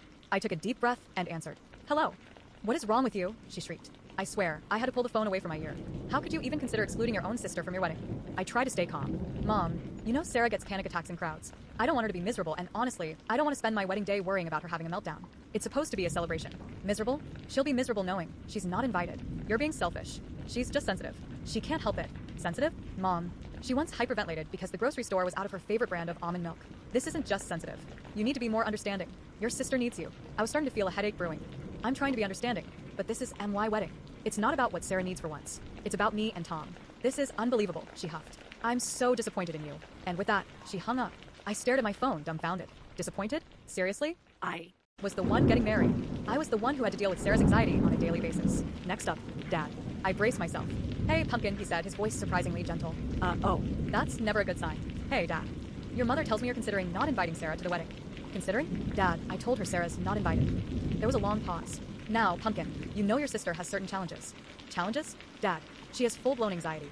It's not a challenge. It's a medical condition. And I'm not equipped to handle it on my wedding day. But family is family. You can't just exclude her." "Why not? She excludes herself from plenty of things because of her anxiety. Why is it suddenly my responsibility to cater to her every need on MY wedding day? Your mother, and I just think it would be very hurtful to her." and what about me? "Isn't it hurtful to me that I have to constantly walk on eggshells around her? That my entire life revolves around her anxiety?" He sighed. "I understand this is difficult for you, Pumpkin, but maybe you could reconsider?" I just hung up. I couldn't even argue anymore. I felt defeated. Then came the real kicker. Aunt Carol. Aunt Carol is Mom's sister, which basically makes her the queen of passive-aggressive guilt trips. I saw her number on my caller ID and groaned. "Hello, dear," she chirped. "How are the wedding plans coming along?" "Fine, Aunt Carol," I said, already feeling my eye twitch. "Oh, that's wonderful. I'm just so excited for you. But I heard a little birdie tell me that Sarah might not be attending." "That's correct." Oh, dear. "That's unfortunate. You know, Sarah is very sensitive, and I just think, well, I wouldn't want you to become a bridezilla." "A bridezilla? A bridezilla?" I almost choked. "Aunt Carol, I'm not trying to be a bridezilla. I'm trying to have a wedding that I can actually enjoy without worrying about my sister's anxiety attack. I'm not asking her to climb Mount Everest. I'm asking her to not be at my wedding. But family is everything, dear. You'll regret this, you know. You'll regret not having her there. I'll regret spending my wedding day dealing with a panic attack more, I muttered. Well, I just hope you know what you're doing, she said, her voice dripping with disapproval. This could really damage your relationship with your sister. My relationship with my sister has been damaged for years because of her anxiety. This isn't exactly new territory. I hung up on her too. I was officially done. My family was making me feel like I was the villain in this whole situation. Like I was some heartless monster who was deliberately trying to hurt my sister. Then Tom, my fiancé, walked in. He could tell something was wrong just by looking at my face. Hey, what's going on? He asked, wrapping his arms around me. I burst into tears. My family is making me feel like I'm the worst person in the world. They're calling me selfish and a bridezilla, and they don't understand how hard this is for me. Tom held me tight. Hey, it's okay. They're just trying to protect Sarah. They don't understand what it's like for you. But you do, right? I sniffled. Of course I do. I see how much you struggle with this. I know how much you love your sister, but I also know how much her anxiety affects you. He thought for a moment. Okay, how about this? What if we set up a separate room for Sarah? Somewhere quiet, away from the noise and the crowds. We could put a TV in there, maybe some comfy furniture. And we could get her noise-canceling headphones. That way, she can still be there, but she won't have to deal with the stimulation. I stared at him. Noise-canceling headphones? A separate room? It was actually a pretty good idea. That might actually work, I said, starting to feel a glimmer of hope. See? We can find a compromise. We just need to be creative. But then, a new wave of frustration washed over me. Why was I the one who always had to compromise? Why was I the one who always had to bend over backward to accommodate Sarah's anxiety? Tom, I said, my voice trembling. I almost want to elope. Right now. Just you and me. Let's just forget about the wedding and run away. He looked at me, his eyes full of concern. Hey, I know you're stressed, but eloping isn't the answer. You deserve to have the wedding you've always dreamed of.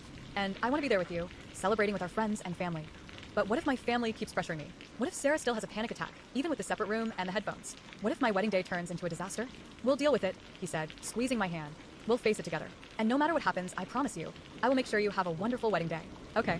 I looked into his eyes and saw nothing but love and reassurance. He was right. Eloping wasn't the answer. I couldn't let my sister's anxiety, or my family's pressure, ruin my wedding day. Okay, I said, taking a deep breath.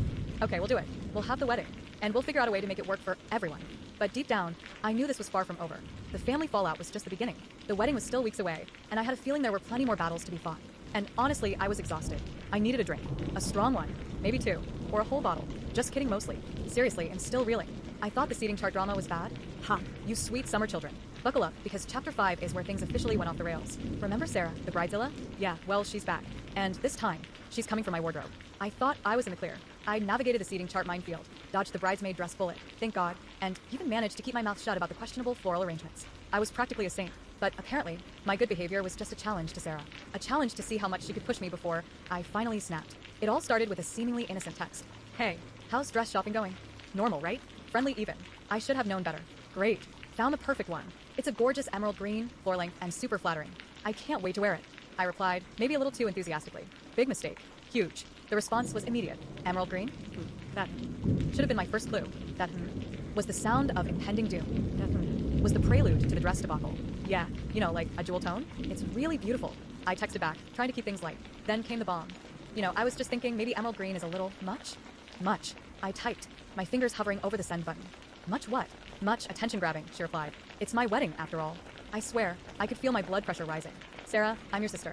I'm happy for you. I want you to have a great day. But I also want to look nice. Is that so wrong? No, of course not, she said, which of course meant, yes, absolutely wrong. But I just don't want anyone to outshine me. You know. Did I know? Did I know? Of course I knew. I'd known since she started planning this whole thing. So, what are you suggesting? I asked, bracing myself. Well, she said, and I could practically hear the fake sweetness dripping from her voice. Maybe something a little more understated? Understated. That was the word she used. Understated. As if my emerald green dress was some kind of neon-lit monstrosity designed to steal her thunder. Understated? Like what? I asked, already regretting asking. Like beige, she said. Beige. The color of sand. The color of oatmeal. The color of unbleached muslin. Beige. I stared at my phone, dumbfounded.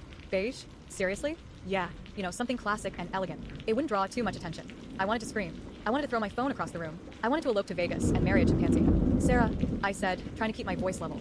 I appreciate your suggestion, but I really love my dress. I think it's perfect. But she started to whine. No buts, Sarah, I interrupted. I'm wearing the emerald green dress. I thought that was the end of it. I really did. I thought I'd stood my ground, asserted my independence, and won the battle of the beige. I was wrong. So wrong. 5 minutes later, my phone buzzed again. It was a text from Sarah. I just wanted to give you some ideas, it said. Attached were links. Links to dresses. Links to beige dresses. Etsy links. Etsy links to beige dresses that looked like they'd been sewn from old burlap sacks. One was described as rustic chic. Rustic chic? It looked like something a pilgrim would wear to churn butter. Another was advertised as effortlessly elegant. effortlessly elegant. It looked like it had been fished out of a dumpster behind a retirement home. And the worst part? They all had ruffles. Ruffles in places where ruffles should never, ever be. Ruffles on the sleeves, ruffles on the neckline, ruffles on the hem. Ruffles, ruffles everywhere. I stared at the links, my jaw hanging open. I couldn't believe she'd actually done it. She'd actually gone out of her way to find the most hideous, beige, ruffle-laden dresses on the internet and send them to me. I felt a surge of anger so intense, I thought my head was going to explode. I wanted to call her. I wanted to yell at her. I wanted to tell her exactly what I thought of her beige dress obsession. But I didn't. Instead, I took a deep breath, closed my eyes, and counted to 10. Then I did something completely unexpected. I screenshotted all the dresses. Every single one. And then I sent them to the group chat with all the bridesmaids. Subject line: Sarah's dress suggestions for me. LOL. The responses were immediate. OMG. What? Is she serious? Those are hideous. She wants you to wear that? I can't breathe. This is the best thing I've ever seen. The floodgates had opened. The bridesmaids were officially on my side. And they were armed with screenshots of the most ridiculous beige dresses the internet had to offer. For the next hour, the group chat was a nonstop barrage of laughter, outrage, and sarcastic commentary. We dissected each dress with the precision of surgeons, pointing out every flaw, every ruffle, every shade of beige. It was glorious. And then, one of the bridesmaids had an idea. We should all wear beige, she typed. What? I replied, confused. Yeah. To the wedding. We should all wear beige dresses. As a sign of solidarity. The idea was so crazy, it just might work. But wouldn't that make Sarah even more mad? I asked. Maybe, the bridesmaid replied. But it would also be hilarious. And she was right. It would be hilarious. The more I thought about it, the more I loved the idea. Imagine a sea of beige surrounding Sarah in her pristine white dress. It would be the ultimate act of rebellion. The ultimate middle finger to her beige dress obsession. Okay, I typed. I'm in. And with that, Operation Beige Out was officially launched. We spent the next few days scouring the internet for the most ridiculous beige dresses we could find. We found dresses with puff sleeves, dresses with lace collars, dresses with so many ruffles they looked like they'd been attacked by a flock of pigeons. We even found a dress that looked like it had been made from a shower curtain. And then, the day before the wedding, disaster struck. Sarah found out. How she found out, I'll never know. Maybe one of the bridesmaids cracked under pressure. Maybe Sarah hacked our group chat. Maybe she just has a sixth sense for beige-related conspiracies. Whatever the reason, she knew, and she was not happy. I got a phone call from her late that night. I knew it was her before I even answered. The caller ID read Bridezilla. What is going on? She screamed into the phone. I held the phone away from my ear, wincing. What do you mean? I asked, feigning innocence. Don't play dumb with me, she shrieked. I know about the beige dresses. I know about Operation Beige Out. I know everything. I sighed. So much for plausible deniability. Okay, fine, I said. You caught us. How could you do this to me? She wailed. On my wedding day, this is supposed to be the happiest day of my life. Sarah, I said, trying to reason with her. It was just a joke. We were just having a little fun. Fun, she screamed. You think this is fun? You're trying to ruin my wedding. No, we're not.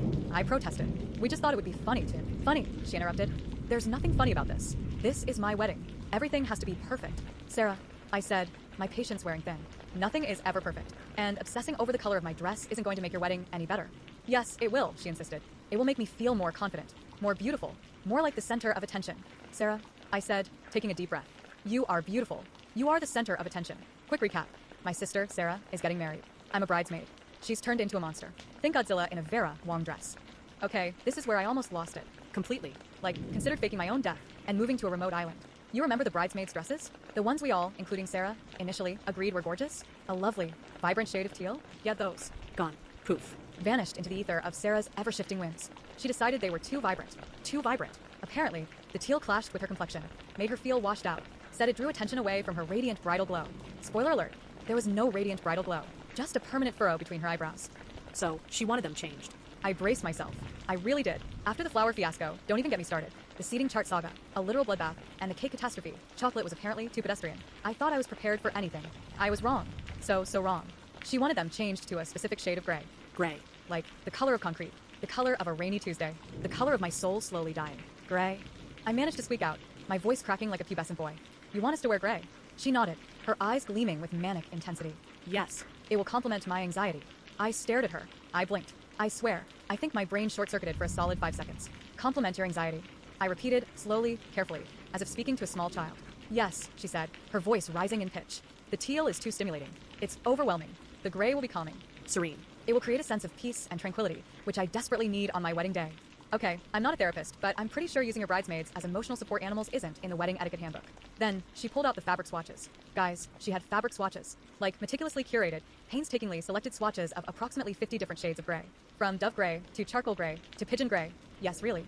Each swatch was labeled with a tiny, handwritten description. This one, she said, holding up a swatch that looked suspiciously like, well, gray fabric, is Whispering Willow. It evokes a sense of quiet contemplation. She then held up another swatch, slightly darker. This is Stormy Sea. It represents the turbulent emotions I'm trying to overcome. I swear, I almost burst out laughing. It was so absurd, so ridiculous, so utterly insane that I couldn't help but feel like I was being punked. Sarah, I said, trying to keep my voice even. Are you serious right now? She looked at me, her eyes wide and innocent. Of course I'm serious. This is my wedding. Everything has to be perfect. Perfect. Apparently, perfect meant turning her bridesmaids into a chorus line of walking, talking antidepressants. The hook? She even had fabric swatches. I'm pretty sure she was trolling me at this point. I mean, come on. 50 Shades of Grey to complement her anxiety. It was too much. It was like something out of a bad sitcom. So, I said, taking a deep breath, which shade of gray do you think best represents my simmering rage? She didn't get the joke. I haven't decided yet, she said, completely oblivious. I need to see them on you all. We'll have a fitting, and then we'll choose the perfect shade. A fitting? 4 gray dresses. To complement her anxiety. I wanted to scream. I wanted to run. I wanted to elope to Vegas with a complete stranger. But I didn't. I'm a good sister. Or, at least, I try to be. Okay, I said, my voice tight. Okay, Sarah. Whatever you want.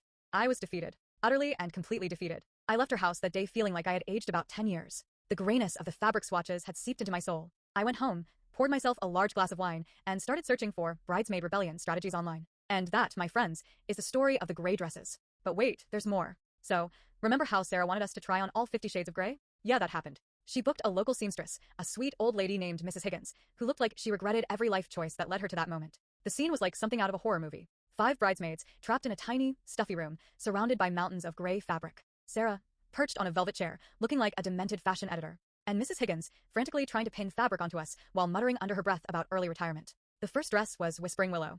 It was a shapeless, sack-like garment that made me look like a deflated cloud. No, Sarah said, wrinkling her nose. Too ethereal. I need something with more gravitas. Gravitas. For a bridesmaid dress. Seriously? Next up was Stormy Sea. This one was slightly darker, but still equally unflattering. It made me look like I was perpetually stuck in a gloomy weather forecast. Sarah said, tapping her chin thoughtfully. Better, but still not quite right. It needs more depth. Depth. In a gray dress. I was starting to think Sarah had lost her mind. Or maybe she had found it, and it was hiding in a particularly depressing shade of gray. We went through dress after dress, shade after shade. Pigeon gray, ashen sky, misty morning, cement slab. I swear, I'm not making these up. Each one was more depressing than the last. The other bridesmaids were starting to crack. My cousin, Emily, started crying. My best friend, Jessica, kept muttering about needing a drink. And my other cousin, Chloe, just stood there, staring blankly into space, like she had entered some sort of gray-induced trance. I, on the other hand, was trying to find the humor in the situation. I mean, what else could I do? Laugh or cry? And crying seemed like it would only encourage Sarah. So I started making jokes. Hey, Sarah, I said, as Mrs. Higgins wrestled me into a particularly hideous shade of granite gray. Do you think we'll get to keep the dresses after the wedding? I'm thinking of wearing mine to a funeral. Sarah didn't laugh. This is serious. Your name, she said, her voice icy. This is my wedding. I need you to take this seriously. I am taking it seriously, I said, trying to suppress a smile. I'm seriously considering staging a coup and overthrowing you as bride. Still nothing. At one point, Mrs. Higgins accidentally poked me with a pin. Ouch, I yelped. Sorry, dear, Mrs. Higgins mumbled, her eyes filled with weariness. I haven't had this much excitement since I accidentally sewed a cat into a quilt. A cat into a quilt. That sounded like a much more enjoyable activity than trying on gray dresses. After what felt like an eternity, Sarah finally narrowed it down to 3 shades. Charcoal gray, slate gray, and dungeon gray. Dungeon gray. Seriously? Was she planning a medieval-themed wedding in a dungeon? Okay, she said, clapping her hands together. Now we need to see them all together. Line up, girls. We lined up, looking like a motley crew of gray-clad prisoners. Sarah circled us, scrutinizing each dress with the intensity of a diamond appraiser. She said, pacing back and forth. Charcoal gray is too harsh. Slate gray is too blah. And dungeon gray is too well, dungeon-wide. I couldn't help myself. I burst out. So, wedding planning. Supposed to be all champagne wishes and caviar dreams, right? Wrong. More like a dumpster fire fueled by Pinterest fails and family drama. And guess who's holding the matches? My darling Sarah. We're knee-deep in seating charts and floral arrangements, and honestly, I thought we were making progress. We'd even managed to agree on the color scheme, ivory and gold, classy, right? Then came the guest list. Oh, the guest list. Another battlefield in the war that is our wedding. I thought we were done with it. Seriously. We'd spent weeks agonizing over who to invite, who to leave out, balancing family obligations with budget constraints. It was a nightmare. A spreadsheet from hell. I thought we'd reached a truce, a fragile peace. I was wrong. So wrong. Sarah wanted certain people uninvited. Not because they were exes who might cause a scene. Not because they were known troublemakers. No. Her reasons were, well, let's just say they were uniquely Sarah. They don't pay me enough attention at past family events, she said, her voice tight with a resentment that seemed wildly disproportionate to the offense. Honey, what are you talking about? Aunt Mildred always asks you about your job. I protested, picturing sweet, elderly Aunt Mildred, who knitted Sarah a hideous but heartfelt sweater every Christmas. She asks, but does she listen? Does she care? No. She just nods and then starts talking about her prize-winning begonias, Sarah huffed, crossing her arms. I wanted to point out that Aunt Mildred's begonias were pretty impressive, but I knew better than to argue. This wasn't about begonias. This was about something else. Something deeper and darker. Then came the next reason. They intimidate me with their success. I blinked. Who intimidates you, Sarah? My cousin, the accountant. He's a senior accountant, she corrected, emphasizing the word senior, as if it were some kind of badge of honor, a weapon wielded against her. And he always talks about his bonuses and his fancy car. It makes me feel inadequate. Inadequate? Sarah was a brilliant graphic designer. She had her own successful business. She was talented, creative, and beautiful. Inadequate was the last word I would use to describe her. Baby, you're amazing. You shouldn't feel intimidated by anyone, I said, trying to soothe her. She just glared at me. Easy for you to say. You're not the one who was to listen to him drone on about tax shelters. Okay, fair point. My cousin was a bit of a bore, but uninviting him to our wedding? That seemed extreme. And then there were the people who smiled too much. I kid you not. Your friend, Jessica. She's always smiling. It's unsettling, Sarah said, her voice low and conspiratorial. Unsettling? She's just friendly, Sarah.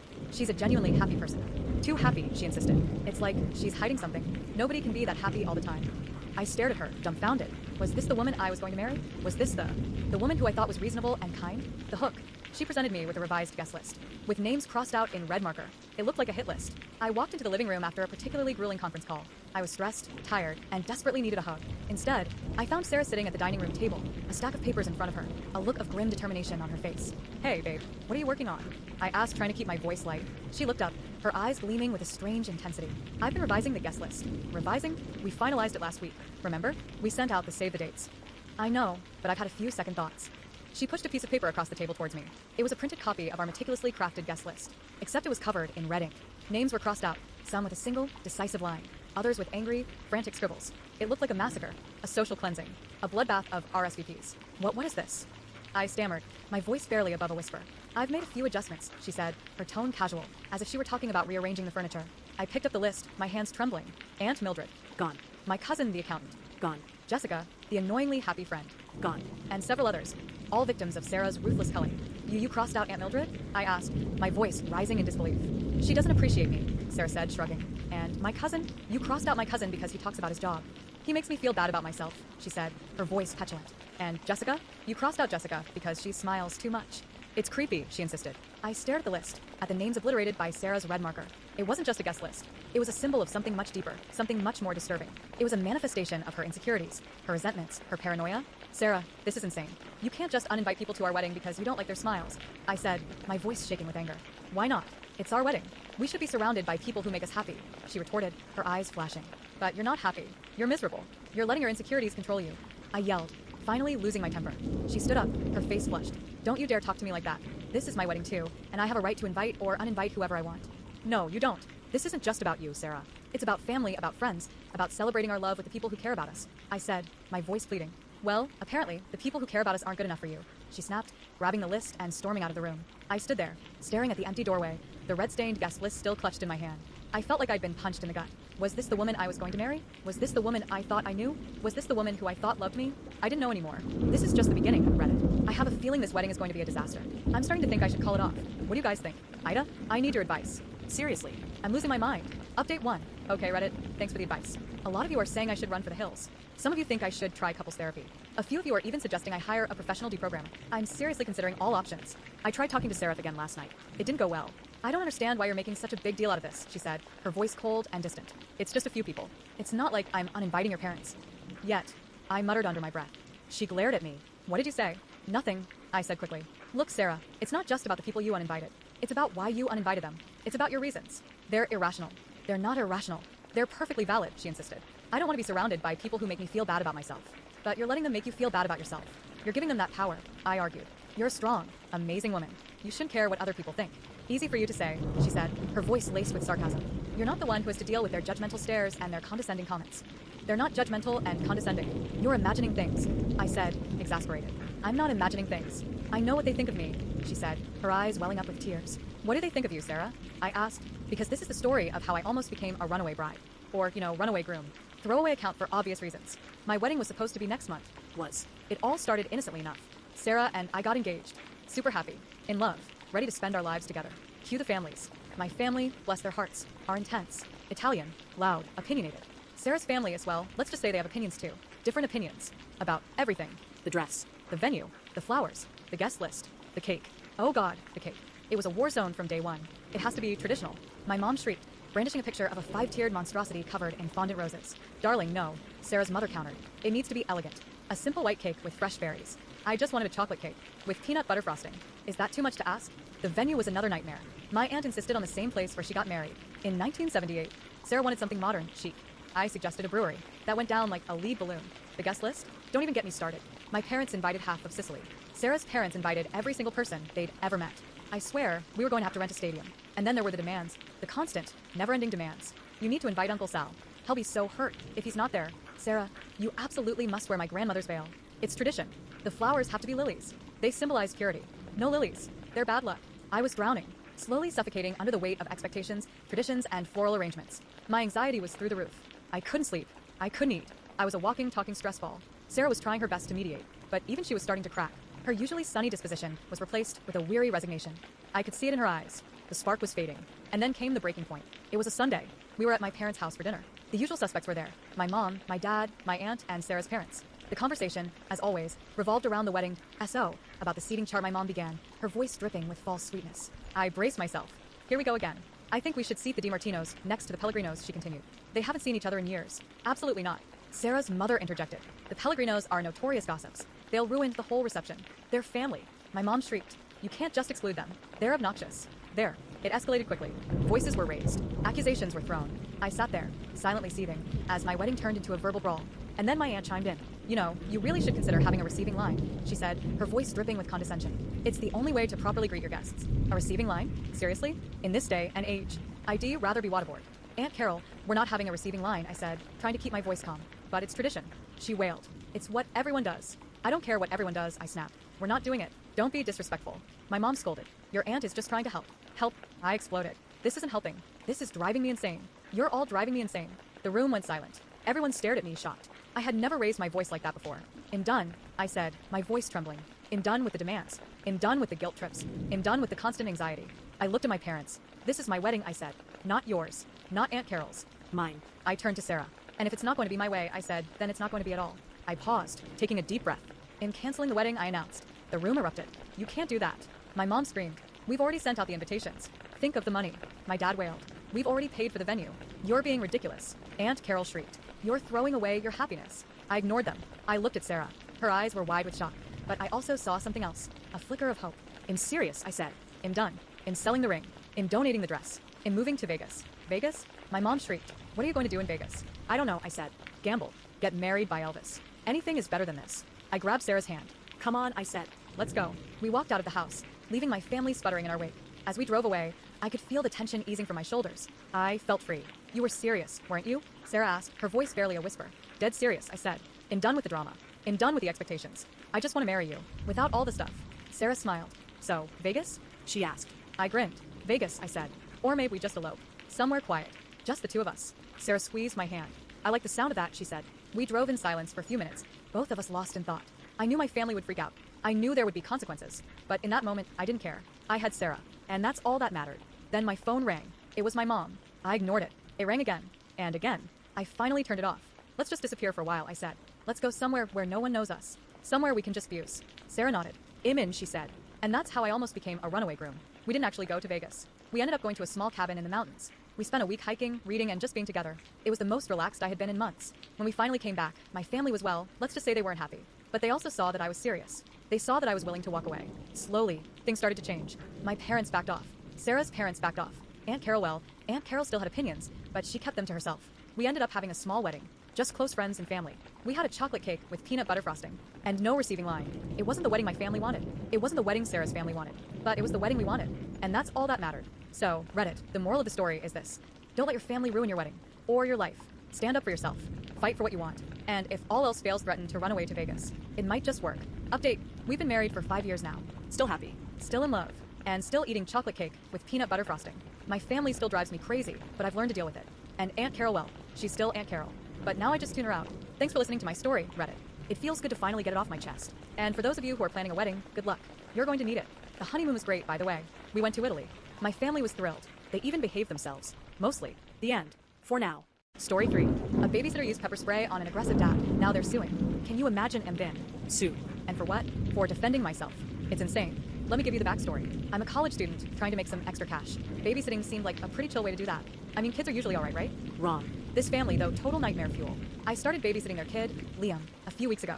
He's 7, a little hyper, but mostly harmless. The parents seemed normal enough at first. Until last Tuesday. I was supposed to have Liam until 9 p.m. Easy peasy. But traffic was a disaster. Seriously, bumper to bumper for miles. I didn't get back to their place until almost 9:45. I texted them, of course, explaining the situation. No response. Red flag number 1. When I finally pulled up, the dad, Mark, was standing on the porch. He looked pissed. Like, volcano about to erupt pissed. I got Liam out of the car, apologizing profusely. I'm so sorry. The traffic was awful. He just glared at me. You're late. Duh. I tried to explain again, but he cut me off. He started yelling, his face getting redder and redder. Do you know how worried we were? We were expecting you back on time. Okay, I get it. They were worried. But yelling at me isn't going to solve anything. I understand, but I did text you, and it was unavoidable. That's when he stepped closer. Way too close. He's a big guy, like 6'2", all muscle. I'm 5'4", soaking wet. He started getting in my face, towering over me. You think this is a joke? You think you can just waltz in here whenever you want? I started to feel really uncomfortable, threatened, even. Sir, please step back. I'm sorry, but I told you about the traffic. He didn't back down. He actually took another step forward. I could smell the beer on his breath. You're going to learn to respect our time. That's when I panicked. I genuinely thought he was going to hit me. I carry pepper spray for situations exactly like this. So I did what I thought I had to do. I pulled it out and sprayed him. He screamed, clutching his face. Liam started crying. It was chaos. The mom, Sarah, came running out of the house. She started screaming at me too. I grabbed Liam, got him inside, and called the cops. They showed up, took statements from everyone. Mark was still yelling, even with his face burning. The cops sided with me, said I had a right to defend myself. They even gave Mark a warning for aggressive behavior. I thought that was the end of it. I was wrong. So wrong. A week later, I got a letter from a lawyer. They're suing me for assault, for emotional distress, for, get this, inflicting trauma on Liam. Are you kidding me? I was the one who was almost assaulted. I'm freaking out. I'm a college student. I don't have money for a lawyer. I don't know what to do. I looked up some stuff online. Apparently, there's something called the Babysitting Defense. It's basically when parents try to sue babysitters for anything and everything, hoping they'll just settle to avoid a legal battle. It's a total abuse of the system. I've contacted a legal aid society, but they're swamped. I might have to represent myself. I'm terrified. This whole situation is insane. I was just trying to do a job. I was late because of traffic. And now I'm being sued for defending myself against an aggressive, drunk father. I'm sharing this because I need advice. Has anyone else been through something similar? What should I do? Any legal tips? Anything at all would be appreciated. And to all the parents out there, please treat your babysitters with respect. We're taking care of your kids. We're not punching bags. This whole experience has been a nightmare. I'm stressed, I'm broke, and I'm scared. I just hope I can get through this. I'll keep you updated. Wish me luck. Please drop your comment on this story. I need advice. Story 4. Hi Reddit. I'm writing this because I've been struggling with something that's been building since childhood. I'm in my early 30s now, but the roots of this problem go way back to when I was a kid growing up in a pretty average suburban American town. Nice houses, quiet streets, same neighbors for 15 years straight. The kind of place where everyone waves at each other, even if they don't really like you. In my family, there were 4 of us. My dad, my mom, my older brother Ethan, and me. And from the moment I was old enough to understand anything, it was painfully obvious that Ethan wasn't just the firstborn. He was the golden child. And I might as well have been the family pet.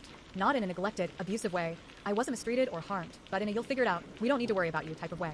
My parents just invested everything in Ethan. Their time, their money, their attention, their dreams. And lucky me, I got the leftovers. When I was 6 and Ethan was 10, he got a brand new bike for Christmas. I got his old one, still scratched, seat ripped, handlebar grip missing.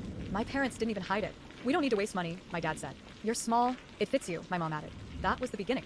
As the years passed, Ethan got what every future star athlete needed. New clothes every school year, brand new sneakers, name brand backpacks, summer sports camps, a private soccer coach. Meanwhile, I wore whatever came from the clearance rack or a plastic thrift store bag. If I complained, you're independent. You're easy. You don't need much. You're strong. By middle school, I didn't even bother asking anymore. When Ethan turned 16, he got the newest iPhone. Everyone at school saw it. He bragged about it for days. When I turned 16, you know what I got? My dad handed me a flip phone from 2009 because it still works. I didn't cry. I didn't fight. I didn't beg. I just decided I'd save up from the grocery store job I had started that summer and buy my own. This wasn't a one-time thing, it was the pattern. Ethan barely passed high school, but because he was destined for greatness, my parents pushed him into a private college out of state. They paid his full tuition. They even covered his housing and food. When it was my turn, I got into a good university, one my guidance counselor was proud of. I remember showing my parents the acceptance letter. My mom's exact words were, "Oh, honey, we can't help with your tuition. Not after what we've spent on Ethan." My dad said, "You're smart. Just take out loans. You'll get scholarships. You'll be fine." I felt like I'd been hit with a brick, but I nodded. I always nodded. I took out student loans, worked part-time jobs, bought secondhand textbooks, and taught myself how to stretch $50 of groceries for 2 weeks. I hustled hard. Ethan, on the other hand, he changed majors 4 times in 2 years and eventually dropped out because college wasn't for him. My parents still said he just needed time. After college, I moved to a big city and got a job in tech. I'll leave the details vague for privacy, but it was stable, well-paid, and hard-earned. I lived cheaply, paid off loans, and slowly worked my way up. During that same time, Ethan launched his first business, some kind of luxury sneaker reselling brand. My parents gave him $30,000 to start it. $30,000. I found out because my mom accidentally mentioned it on a phone call. "You know we'd help you too if you needed it," she lied. I had asked them for $200 once in college for a lab fee. They told me no. The irony wasn't lost on me. 6 months later, Ethan's business collapsed. Inventory gone. Website deleted. Money burned. My parents shrugged it off. It's okay. Failure is how you learn. He's got great potential. Meanwhile, I was eating dollar store canned soup and saving every extra penny. By the time I was 28, I had finally paid off every cent of my loans. I had a decent apartment, a solid job, and stability for the first time in my life. And that's exactly when my parents started calling more. At first it was friendly. Then the requests began. Can you send Ethan $400 for car repairs? Can you help us pay for his rent this month? Ethan needs help starting a new business idea. Every time, I said the same thing politely. I'm sorry, but no. Every time, they acted shocked. Like I was betraying the family. But I knew the truth. They didn't see me as a child. Just a backup wallet. At 30, I got promoted and finally bought a small, cozy home. Nothing crazy. A 2-bedroom starter house with a yard and an older kitchen. But it was mine. Mine. Purchased entirely with my own work. I posted a picture on Facebook. Within an hour, my mom texted, "Wow, so proud of you," followed by, "Can we come visit this weekend? And maybe discuss something important?" I should have known. I should have seen it coming. But I didn't. I still believed, even after everything, that maybe they just wanted to reconnect. I was wrong. My parents showed up to my house cheerful, smiling, acting like nothing had ever been unfair. We ate lunch, chatted, and then they dropped the bomb. They were broke. Their retirement savings? Gone. Everything spent trying to give Ethan a good start. They wanted to move in with me, not temporarily, permanently. Because, as my mom put it, you're successful now. It's your turn to support the family. I sat there in silence. A whole childhood of being second place. All the we can't afford it. All the Ethan needs this more. All the sacrifices, all the loans, all the grind. And now they wanted me to fix the consequences of the choices they made.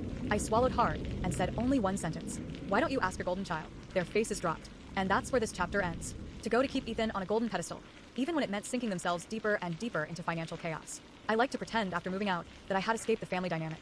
That adulthood would magically level the playing field.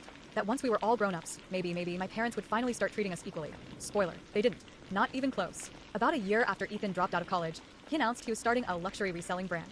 By his tone, you'd think he was pitching to Shark Tank. He told our parents he was going to be the next entrepreneur genius, flipping limited edition sneakers and making 6 figures by the end of the year.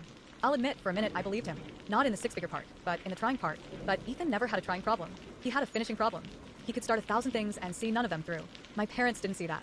Or maybe they refused to. Either way, they gave him $30,000 from their savings. $30,000. I learned about it because my mom called me, her voice bubbly, like Ethan had just won a Nobel Prize. Your brother is finally following his dreams. Isn't that wonderful? I nearly dropped my phone. Meanwhile, I was working overtime and skipping weekends just to knock out my student loans faster. I had never been gifted more than $50 for a birthday, but Ethan could get 5 figures for a business idea he came up with while watching YouTube videos at 3 a.m. Predictably, the business lasted 6 months. Half the inventory disappeared because a friend borrowed it. The website crashed and he didn't have time to fix it. The remaining money? Operational expenses. My parents shrugged. Businesses fail, my dad said. What matters is he tried, my mom added. I bit my tongue so hard I tasted blood. A year later, Ethan got a new inspiration. Opening a boutique fitness studio. Like a cross between a CrossFit and a luxury gym, he told me proudly. I hadn't asked. My parents were starstruck all over again. He's such a go-getter. He just needs one big shot. Our boy is destined for greatness. Destined, apparently, for bankrupting everyone around him. If you've ever experienced that moment when someone's true intentions finally reveal themselves, you know the mix of shock, clarity, and anger that hits all at once. That's what this chapter is. The moment everything clicked. The moment I realized my parents had never viewed me as a child to love, only as a backup plan. After my parents toured my new house like real estate agents, we settled at the dining table. I had made a simple lunch, sandwiches, chips, iced tea, nothing fancy. My mom kept smiling too widely, almost nervously. My dad kept clearing his throat. Ethan wasn't there physically, but his presence was all over this conversation. Small talk lasted maybe 10 minutes. Then my mom reached for my hand. "Honey," she said softly, "your father and I need to talk about something serious." Instantly, my stomach dropped, because whenever my parents said serious, what they meant was financial. My dad took a deep breath. "We're not doing well," he started. "Financially." I stayed quiet. "We've run into issues with our retirement account." Translation. "We spent it on Ethan." He continued. "We thought investments would pay off. They didn't." Mom jumped in. "You know how hard Ethan tried with his businesses." There it was. Ethan. Always Ethan. My dad exhaled dramatically, like he was the victim. We gave him a lot of support. A lot. More than planned. I nodded once. Not sympathetically, just acknowledging the words. Then Mom leaned forward, gripping my hand tighter. "We need your help." There it was. The thing they wanted. The real reason for the visit. My dad continued explaining like this was a reasonable conversation. "We use the house as collateral. The payments are getting harder." And he looked away. "We might lose the house." That stung a little. It wasn't the house itself, but the realization of how deep they'd gone for Ethan. My mom took over. "So, we were thinking maybe we could move in with you." I blinked. "You want to move in here?" She nodded eagerly. "Just until we get back on our feet. Maybe a few years." A few years? I nearly choked. They started mapping out their imaginary future. "Dad, I could use the guest room." "Mom, I can help you cook and clean." "Dad, we could all pitch in with bills." "Mom, you're doing so well. You barely use this house." They were selling it like a retirement package. Meanwhile, all I heard was, "We drained our savings on Ethan, and now we want to live off you." I tried to stay composed, but something inside me snapped just a little. I said, "Why don't you ask Ethan?" Silence. Cold, shock-filled silence. My mom blinked rapidly, like she misheard. My dad frowned deeply. "What do you mean?" he asked, voice sharp. "I mean," I repeated calmly. "Ethan got all the investments, all the help, all the support. Why not ask him to return the favor?" My mom's face twisted. You know he's struggling. And whose fault is that? I asked. Mine? Or the people who funded 2 failed businesses and paid for his life until he was almost 30. My dad slammed his hand on the table lightly. That's your brother. And I'm your daughter, I said. Silence again. But this silence felt different, like they didn't have the comeback they were expecting. My mom tried the emotional route first. We sacrificed so much for you, she said, eyes glistening. I actually laughed. Not loud, just a small, tired exhale of disbelief. You sacrificed for Ethan, I corrected. Every choice you made was for him. You told me to take loans, to work, to handle things alone. You didn't sacrifice for me. That's not fair, she snapped. It's the truth, I replied. My dad crossed his arms. You're being ungrateful. We gave you a roof over your head. We raised you. And I'm thankful, I said calmly. But I'm not responsible for fixing the consequences of choices you made for someone else. My mom leaned forward, voice dropping into that pleading tone she used when she wanted something badly. Honey, you have a good job. You bought a house. You're doing so well. You can help us. I can, I said. But I won't. Her jaw trembled. Why not? Because I have boundaries now. Because I worked for everything I have and no one helped me. Because I refused to be their safety net after being ignored for decades. But I didn't say all that. I kept it simple. You made your choices. I'm not responsible for them. My dad shook his head in disappointment like I was the failure. You've changed, he muttered. No, I said quietly. I finally learned to put myself first. After a long, tense silence, my dad stood up abruptly.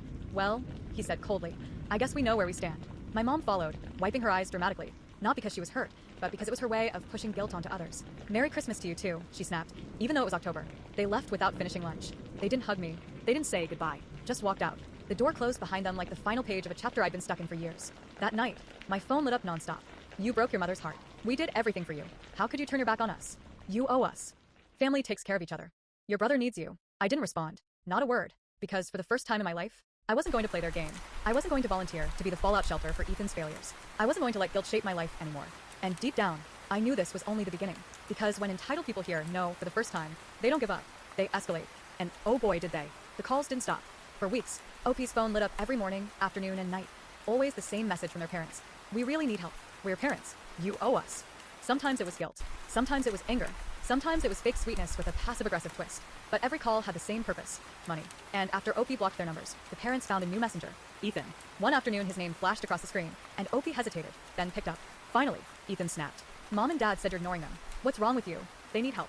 You should step up for the family. OP could hear the entitlement in his voice, like he truly believed he was the authority of the family. I've been helping myself for years, OP replied calmly. They raised you, not me. Oh, don't start, Ethan stopped. You're doing well now. You have plenty. Stop being dramatic and just send the money. That was it. Something inside OP clicked. The showdown happened during a planned family video call, one Ethan set up to solve this once and for all. Everyone was there, Mom, Dad, Ethan, and OP. And right away, the parents launched in. OP, we need a serious contribution this month, Dad said stiffly. You're being really ungrateful, Mom added. We sacrificed so much for you. OP sat back, took a deep breath, and finally spoke the truth they'd been holding in for years. You spent hundreds of thousands on Ethan, OP said, voice steady. His school, his rent, his cars, his failed businesses, everything. Silence. You told me to fend for myself. And I did. You didn't support me, not once. Mom blinked rapidly. But you make good money now. And he burned through your retirement, OP continued. Not me. Dad shifted uncomfortably. Ethan's face tightened. So here's my answer. OP said clearly. If you need financial help, ask your golden child. He's the investment you chose. The entire call went dead quiet. Even the background noise stopped. Then Ethan exploded. You're so selfish, he shouted. You're acting like a victim when you're just cheap. You're abandoning your own parents. OP didn't yell back. Didn't argue. Didn't explain. They simply said, I'm done being used. And with one click, call ended. Numbers blocked. Silence restored. The guilt came first. Heavy, confusing, familiar. But then came something OP hadn't felt in years. Peace. Breathing room. A few days later, a cousin quietly messaged OP with new family gossip. Their parents were trying to sell the house. And for once, OP realized it wasn't their problem to fix. Community members or extended families start gossiping about parents, eventually accept OP won't save them. Ethan moves back in with them. Now he must support them. OP reflects. I didn't get revenge. I just stopped letting them drain me. OP poured their energy back into their career, and it started paying off in ways they never expected. A promotion, bigger projects, a growing reputation at work for being reliable and competent. Things no one in their family had ever acknowledged. Outside of work, OP focused on healing. Therapy became a weekly anchor, helping them untangle years of family guilt. Boundaries stopped feeling scary and started feeling natural. OP even allowed themselves new joy, a stable relationship, new hobbies, and a sense of calm they'd never been allowed to have growing up. Their life wasn't suddenly perfect, but it was theirs, and that was enough. Word slowly trickled back to OP from cousins and neighbors. Things weren't going well at the old family house. Not catastrophic, but definitely uncomfortable. The parents' finances were a mess. Ethan's business attempts had crashed again, and the savings he once enjoyed? Gone. With no other options, Ethan moved back in with their parents, something he swore he'd never do. Suddenly, he was the one expected to contribute. Drive them around. Buy groceries. Cover bills. People in the community whispered, see what happens when you put everything into one kid? Golden child ruined everything. OP was the responsible one all along. It wasn't OP's revenge. It was just the natural outcome of years of bad choices. And Opie didn't feel happy about it, just detached. It's not my burden anymore, they kept reminding themselves. Eventually, even the parents stopped trying to contact Opie. Not out of forgiveness, just acceptance. They finally realized Opie wasn't coming to save them. Looking back, Opie understood something important. I didn't get revenge. I just stopped letting them drain me. And that simple choice, the choice to break the cycle, became the most powerful thing they ever did. Success isn't revenge. It's simply refusing to repeat their mistakes. What would you do if your parents expected you to fund their retirement after ignoring you your whole life? Drop your opinion in the comments. My bully is now a famous actor. As I'm sure many people here know, the effects of bullying linger, and I can affect everything that comes after. At school, this kid made my life a misery for 6 years straight. During the time in childhood when you're developing your sense of self and self-worth, he relentlessly told me and showed me I was nothing. It shaped the way I thought about myself, still shapes the way I think about myself all these years later, and it shaped the way I interacted with others, deeply implanting a sense of being less than. Movies were always my escape. I was obsessed with them and still am. But as the title of this post makes clear, he's gone on to become a famous actor. So it even feels like he's invaded that safe space of the movies. It's hard to let the memories fade and heal when he keeps popping back up in such a public way. When I go back to my hometown, people talk excitedly about him. I also now work in the film industry, and once we did cross paths, I was unprepared. We talked for a few minutes, but I was pretty flustered. It wasn't the showdown I'd hoped for. Anyway, just felt like posting this here as it occupies my thoughts far too often. Edit. I just wanted to add something here. Throughout the years of the bullying, there was a huge feeling of powerlessness. The bullying was mostly mental, but it became physical at times too. I would hit him back, but it wouldn't do any good. I was pretty skinny at the time and didn't have the strength I needed to do damage. I'd punch, but they just didn't have any power. That was such a feeling of impotence to have this rage, but to not have the strength to do anything about it. But one day it turns out I suddenly did have the strength. One morning at school, he just randomly walked past me and hit me in the balls. I saw red and lashed out. He hit the floor and burst into tears. After that, he tried to intimidate me again, but by then the balance had shifted and he could never quite get it back. The truth is I wish I'd punched him in the nose back when the bullying started. I think things might have turned out very differently. Story 5. Emile has decided I'm done having kids. Without me. I just need to vent because my Emile is becoming unbearable with the assumptions she keeps making about my life. I'm 28, recently had my second baby, and I absolutely want at least one more. I've never said otherwise. But for some reason my Emile has decided she gets to narrate my future. She keeps making comments about how I won't have more children, and the most recent one really annoyed me. She said maybe I'm soaking up this stage so much because it's probably going to be your last and you won't get to experience this again. Who told her that? Because it sure wasn't me. And as if that wasn't enough, she's now started making comments about my mental health too. I haven't been diagnosed with anything, I don't have postpartum depression, and I've never given anyone a reason to think otherwise. But she's talking like it's inevitable. She even said that if I were suicidal, she would take my kids so I could go to the hospital and get help. I've never said anything even remotely like that. It felt completely out of line, and honestly a little disturbing that she would jump to those kinds of scenarios out of nowhere. I'm so tired of her projecting her own assumptions onto my life, my family planning, my mental health, my kids. None of this is her call. Just needed to get it out. AITA. My husband has stuck up for me and personally tells me we shouldn't really come see his mother, but it was a holiday this time, and blah blah blah. What's crazy to me is I have 2 kids. My Emile has 4, and she wants to tell me I'm done. Please, face with rolling eyes, speak for yourself. Part of me thinks there's a bit of jealousy going on for sure. Story 6. Can't stand my SIL. I just need to vent because I don't know what to do with all this anger. Me, 26F, and my partner, 30M, we're currently living in his childhood home. He lost his job, and we needed somewhere rent-free to stay, which is already stressful enough. His mom doesn't live here anymore. She basically left as soon as my partner's younger sister turned 18, saying, "All my kids are adults now, I'm out." My partner and I have a baby together, and the financial pressure is overwhelming. I wish we had our own place, but until he finds a new job and we can afford rent, we're stuck living here with his 18-year-old sister, and honestly, she is driving me insane. She's messy, loud, constantly singing horribly, and I'm always having to ask her to be quiet because of the baby. She's also extremely unhygienic, leaves dirty dishes, clothes everywhere, her room smells awful, and she rarely does her laundry. She contributes nothing financially, and even though we're already struggling, me on maternity leave and him unemployed, she eats our food and uses our products. What frustrates me even more is how defensive my partner gets about her. He's oddly attached to her, almost like she's his kid since he helped raise her when their dad wasn't around. It feels like he's more comfortable staying here with her than actually pushing to find a job, so we can get our own place. He seems so relaxed about it all while I'm losing my mind. They sit around laughing and playing games together on their PlayStations while she skips her university classes and acts like a stereotypically lazy, irresponsible 18-year-old. I've talked to him about my feelings and how she needs to grow up and start taking responsibility. He agrees she's immature, but he doesn't see it as seriously as I do. I honestly can't wait for the day we can move out of this house. Anytime I see her around the house, I feel so angry. I'm starting to actually hate her to the point seeing her interact with my daughter makes my blood boil. Seeing her all happy laughing with my partner gives me rage. Thankfully, she is traveling over the Christmas and New Year's period, so I won't see her for 3 weeks. It's getting so bad for me mentally, I'm considering asking my parents to help me find a place of my own and leaving without my partner. The house is paid for, his mom has lived here their whole lives, but she has other properties, so she left this house and moved somewhere else as soon as his sister turned 18, basically left the house for her. We have some savings, so bills and food are being paid through that, both from when me and my partner worked, and I want to be on maternity leave for 1 year at least for the sake of my baby. I'm in Europe, so here is different to USA maternity-wise. I get paid something called government maternity allowance. It's not much money, but it covers baby's necessities, and a bit of money is left over. We are going through all our savings basically. We had around 10K saved up, not that much, but it works well, especially with no rent to pay. He is trying to find work, but it's hard. Not sure if it's because of Christmas coming up. He's been unemployed for 3 months. That's why we decided to come to this house, because it's taking long for him to find a new job, and we didn't want to waste all our savings in rent. Story 7.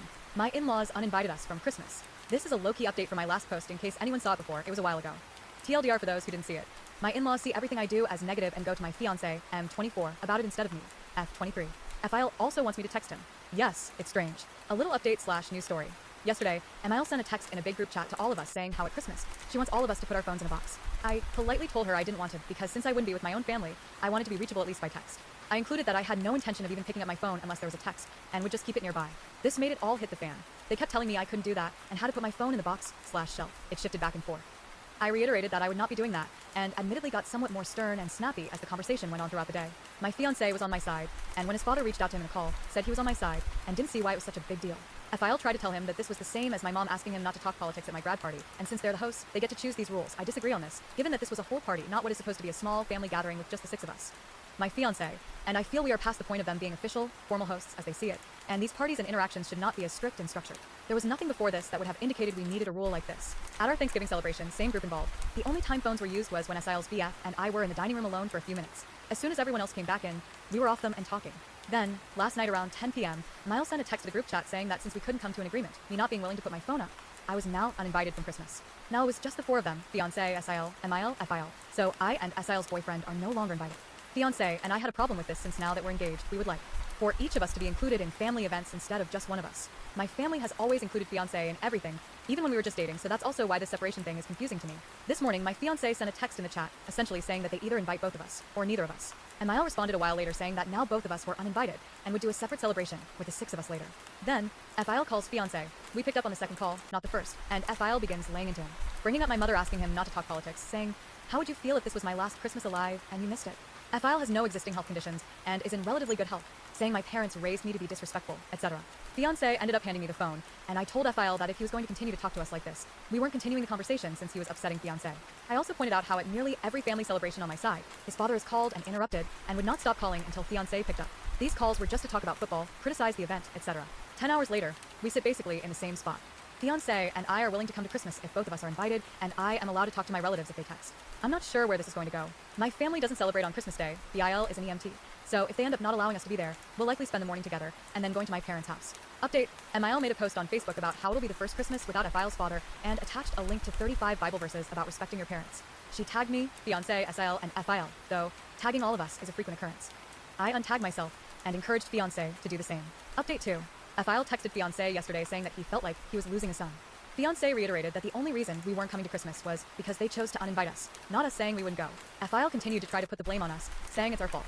Fiancé kept telling him that we are adults and can make our own decisions, and is tired of FIL only talking about the things he doesn't like me doing when they text/call. FIL said that if we are going to continue to act like children, referring to me not wanting my phone on a shelf.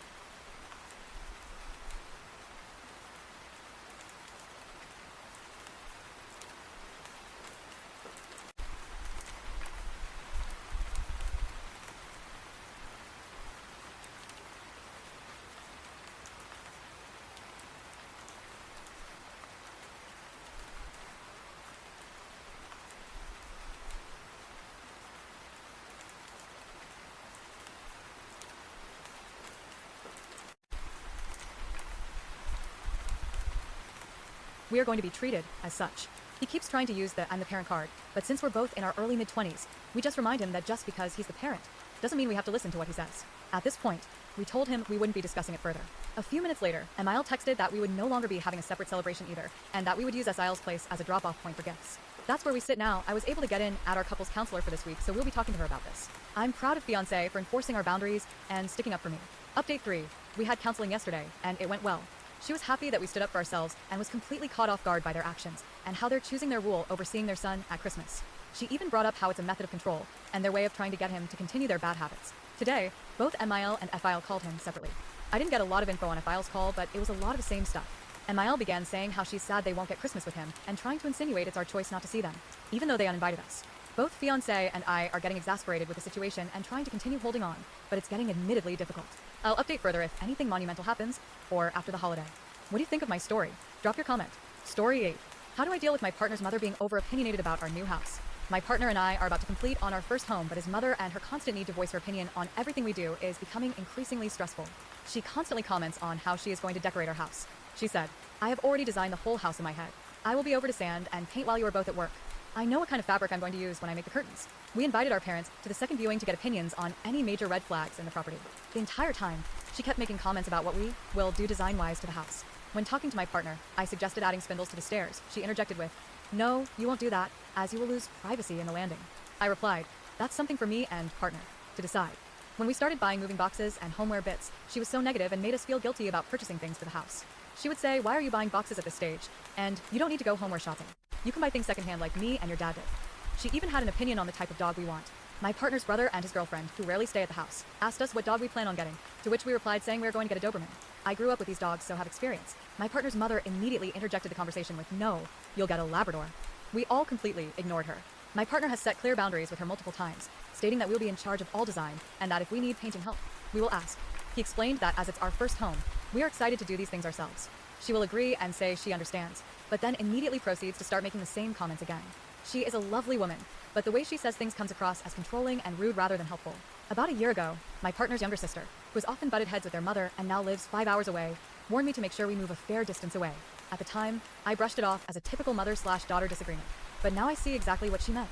I'm starting to think us moving an hour away isn't going to be far enough to. For anyone who has experienced something similar, how did you successfully fix the situation and or stop yourself from snapping? Story 9. I stopped calling my in-laws for them to see my daughter. I need some advice from people who are unbiased, as I sometimes feel bad for not making any more effort in calling my in-laws to see my daughter. Let's rewind to the year I became pregnant. My fiancé and I had announced the news, and his family seemed excited. Throughout my pregnancy, not once did they ask me or us how we were doing. We do not live nearby, so the only way we could keep in touch would be through text or calls. After ultrasounds, I would text my fiancé's family to show them the picture and tell them baby is doing well. We get the thumbs up and the heart replies, but nothing further. As the pregnancy went along, I texted my fiancé's mom to ask her if she wanted to be present for the birth of her first grandchild. I offered this to her because I felt that you only get the opportunity once to see the birth of your first grandchild. I also felt comfortable enough with my fiancé's mother to have her see me give birth. She chose not to because she didn't know when I would go into labor, which is fair. My fiancé and I got married before the birth of our child, and my FIL did not come to the small ceremony. We also had a bigger wedding with our friends and family, and my FIL did not come to this either. This is another story, but has definitely made me feel a certain way. After the birth of my daughter, my MIL came to visit for 4 days, for which she just wanted to hold my baby. I remember saying that I didn't want to hold my baby too much because I didn't want her to be a hip baby. I felt at the time that it would be extremely difficult for my husband and I if our baby needed to be carried all the time, as we do not have family or support around us. My MIL told her husband that I didn't want to hold my baby, and they talked about how wrong I was. That irked me, but I tried to let it go. In hindsight, I now understand that I was probably experiencing postpartum blues, and possibly still am. For the first 3 months, I would make the effort to call my MIL every few days so she could see my daughter, but I was overwhelmed with being a new mom and recovery. To add the extra weight of calling them and being on the phone with them without talking, just so they can look at the baby, was too much for me. They did not ask how I was doing. I felt so unsupported by my in-laws. I also did not feel like it was my responsibility to be the one to keep them in the loop. She did text my husband saying she misses her granddaughter so much that she cries, so he would text her pictures. Anyway, I wondered if they would make the effort if I stopped calling. Well, since I stopped calling, they have called 0 times. My MIL only texts us to ask for a picture. She would just text, "Pic please." No. "Hi, how are you? How is so and so?" We quickly learned that she wanted the pictures so that she could upload it to her social media and show about wonderful her grandbaby is. I was not happy about this because some photos are personal and we as the parents don't post them ourselves. But it's the fact that they know nothing about my daughter and they just post these photos for show, as if they're close to my daughter when they have no idea what is going on. My husband asked her not to post photos that we send her, as we are not posting her on social media. She would then send texts once every 2-3 months asking for a picture and saying, "I won't post it online." The only time that we FaceTimed after the initial 3 months was on my daughter's first birthday, for which she asked is it okay to see her, and it felt so passive-aggressive. On Thanksgiving, she messaged us and said, "Call us when she is awake." I had never once denied her any communication with my daughter, so it bothers me with these passive-aggressive statements. Are they passive-aggressive? Or am I thinking into it too much? It felt heavy having to be the one responsible to try to keep them in the loop when they made no effort to stay in ours. I had just decided that all communication moving forward would go through my husband. If she texted us, it was his responsibility to respond. He understands how I feel and supports me, but I can't help but feel bad. Should I just let this go to keep the peace? Story 9. for trying to make my wife follow through and talk to her sister about hurting her feelings by choosing a party with friends over our wedding. I am 26 year F, married to 28 year F. We have been together for a little over 5 years. I don't speak to my family due to some toxic situations I've been in and exposed to. My wife is very close to her family, and we live next door to her mom. She's told me growing up they didn't fight or really talk about conflict. For me, all I knew was fighting and conflict. We both have one sister. Hers is 25 and is the youngest. Mine is 33-ish, and I am the youngest. I have not spoke with my sister for 5+ years since my dad passed. Long story. My wife and her sister were extremely close growing up. They played the same sport, had the same friends, and even went to the same college. When I met my wife, she was graduated, but her sister still had a couple of years, so they didn't hang out much during that time, but still spoke every day through text or Snapchat. We lived in my hometown for those 2 years, and a family crisis had my wife move back to her hometown. We ended up living apart for a year. Worst year ever. I moved to her hometown 2 years ago, and things have been good, but the tension between me and my feelings toward her sister and family dynamic has started to affect our communication. I am going to refer to her sister as Jill. Jill has always, since I've known her, been loud and obnoxious, and sometimes flat rude. She will yell out the car window or cut her mom off when she's talking to tell her that she's wrong or stupid. Something. Jill makes sure to tell everyone about her day, to the detail, and then not once ask about anyone else's day. I haven't heard a lot of positive statements come out of her mouth.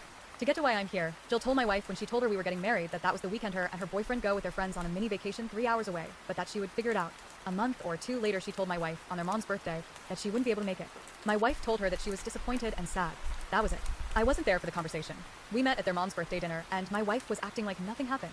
I had no idea the conversation happened at this point. We get home, and my wife tells me the story. I tell her how upsetting that is, because it's our wedding day. She was just as upset. She told me that she didn't think her sister would actually go party with her friends over coming to our wedding, especially when they go on the same trip to the same place every year. She told me she would talk to Jill, tell her that it hurt her feelings, and see if they can be good again. It's been over a month later, and I see my wife act like everything is okay. Jill has never apologized to her sister, didn't get us a card, or even just a gift for my wife, not me. AITA for trying to make my wife follow through and talk to her sister about hurting her. Feelings by choosing a party with friends over our wedding. Story 10. Am I the asshole for being bitter toward my sister-in-law over a wedding? AITA for continuing to be bitter towards my sister-in-law. It's a long story, so bear with me. So a few years ago, my boyfriend of 3 years at the time, now husband, and I decided we wanted to get married. We didn't want to make a huge deal about the announcement, as it's not like we had the money for a huge fancy wedding, and we just wanted to have a small ceremony within a few months because my dad had some undiagnosed health issues, and we wanted to make sure he was there to see us get married. Because we planned to get married in a couple months, we just sent a quick text to our families to mark the day off on the calendar, since the date was in the summer, and our families are typically busy in the summers. Then the drama started. Apparently, my sister-in-law's partner had been planning on proposing to her for months and never got around to it. So when he saw our text, he beelined it to her and proposed to her ASAP, completely crashing our engagement. Now, allegedly, he had asked my mother and father-in-law months previous if, when he proposed, they could get married at their farm to save money on a venue, and they had said yes. But months later, and he still hadn't proposed. So after he proposed, because he had been planning it longer, my in-laws told me and my partner that they couldn't emotionally do 2 weddings in 1 year, nor could they host 2 weddings on their property in 1 year fair. This started a whole string of miscommunication and barely any conversation between us and my sister and brother-in-law. It was a mess. When we finally sat down to talk and discuss things, my partner and I took the high ground and apologized for the situation, but we neither received any apologies nor understanding from them for our situation. Their stance on the issue was, well, we've put in the work, so we deserve this more than you, as they had been together for longer at that point. Without much discussion, it was decided they were getting married that year, and we had to wait. Fast forward 2 months, my dad got diagnosed with pancreatic cancer and was given less than 9 months to live. Not once did we get an apology from my brother and sister-in-law, and we also weren't even given the option to have our wedding that year, so that he could make it. Nothing. They acted as though nothing was amiss. At this point, City Hall was backed up and wasn't conducting marriages. I had an option for a last-minute officiant, but my brother and sister-in-law refused to wait until next year to get married, and we couldn't afford a venue that wasn't a farm. 9 months later, my dad was gone. I was also pregnant. We ended up getting married in September, and it was a beautiful ceremony, and I regret none of it. But my dad wasn't there to walk me down the aisle, and he wasn't there to see me get married, and I was heartbroken. Especially because had my brother and sister-in-law seemed to not care about what happened with the engagements the previous year. At all. No remorse. Nothing. Now it's been 1 year since his death, and I'm struggling so much with bitterness and resentment, particularly toward my sister-in-law. She had her dad walk her up the aisle, and I didn't. And I will forever be so bitter toward her for that. Because I know had our positions been reversed, I would have given her my wedding date and happily waited a year. Because not having my dad at my wedding is something I will never ever recover from. I'd like to think that if she were to come up and apologize to me, I could move on. But I haven't said anything. I hate drama, especially in the family. I don't want to cause any rifts or issues, so I've just kept my mouth shut about my bitterness and out a good face on. But since the 1 year anniversary of my dad's death, it's been getting harder and harder to deal with. To the point that everything she does makes me angry. We've barely seen my husband's family since the anniversary, because I just can't handle it. He's on my side, and he's ready to not have a relationship with his sister and brother-in-law if it makes me more comfortable, because he is really upset about it too. He loved my dad so much, but I don't want to resort to that. I don't want to wreck the family. I feel like my issues shouldn't take precedence over family, and that maybe I should deal with it. But I'm so bitter. So, am I the asshole? Please drop your comment. Story 11. I'm so tired of my in-laws and fiance. I posted yesterday about my SIL, and if I should invite her to my wedding, but didn't give the entire story. Backstory. Met my fiance 2020, got pregnant in 2021, had my daughter late summer 2022, and engaged December 2022. Getting married October 2024. My fiance had a twin sister, and they both were raised by his mother. I've been with my fiance for 4 years. In my previous post, I talked about how my SIL constantly puts herself and her feelings at the center of the most important moments of my life: baby announcement, baby birth, engagement, and now wedding. My SIL has also continuously shared with me all the negative things my MIL has to say about me as a person, me as a mother, my relationship with her son, and my family. Even after me telling my SIL to stop sharing this stuff, distancing myself, and having my fiancé have a convo with her, she continued, which TBA, I don't think he did BC, he will do anything to avoid confrontation, even in the slightest bit. I know my in-laws talk *T about me, and I think it's naive to think they don't /wouldn't, but I shouldn't hear about it. It definitely hurts, because I really think I'm a great DIL/SIL. When my SIL would tell me all the negative things my MIL would say about me. She controls everything. She keeps me from my grandchild. I don't think my son really likes her. I wish my son would have married ____. I could have told my MIL, but I stupidly didn't because I know how betrayed she'd feel that her daughter was telling me these things, and I didn't want to give them an actual reason not to like me. I pick out all the gifts for them and our nieces for every holiday. I am the one that drives 6+ hours for our nieces' birthday parties. I am the one that pushes my fiancé to have his mother come over to see our daughter. I have never been rude or disrespectful, ever. I also wondered if my SIL was making things up, until we were introducing solids to our daughter using baby-led weaning. We FaceTimed my MIL, which I began was MY doing, and she went on a tangent. She's gonna choke. Why are y'all feeding food like that to her? What is wrong with y'all? Y'all don't know what the hell y'all are doing. Literally screaming. I calmly told her that our baby was fine. The next day, I sent her a text with an article on baby lead weaning, and she responded with texts that I know weren't for me, photo attached. She then called me 3x once. She realized she *Keta. I called her back and called her out by saying, I know those messages weren't meant for me. She denied and denied. Oh, and by the way, the SIL that tells me all the negative stuff that my MIL says about me, well, she told me that her mother admitted to that message not being meant for me, but was about me. I told my fiancé, he said it was messed up.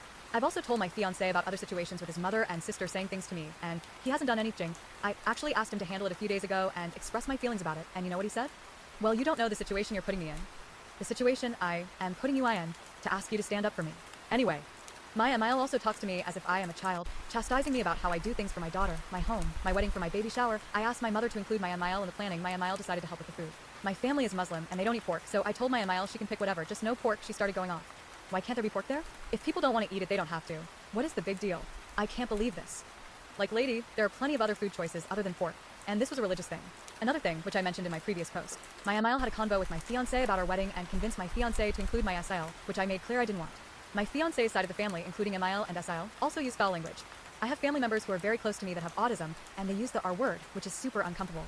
I asked my fiancé to have a convo with them about it, but he never did. And I don't want my daughter thinking that language is okay, especially now that she's at the age where she's repeating everything anyone says. As far as being a grandmother, I will say my MIL is good to my daughter. My main concern is if she's speaking about me negatively while my daughter is around. Whenever my daughter is at her house, she calls my SIL, and considering what my SIL has shared with me, I wouldn't be surprised if she had those convos in front of my daughter. I'm having a lot of anxiety because my SIL and her kids are coming to visit this weekend. I honestly don't want anything to do with them. I don't want to see her. The kids I love and would never treat poorly. AITA for not trusting my MIL around my child because of what she's done and said about me.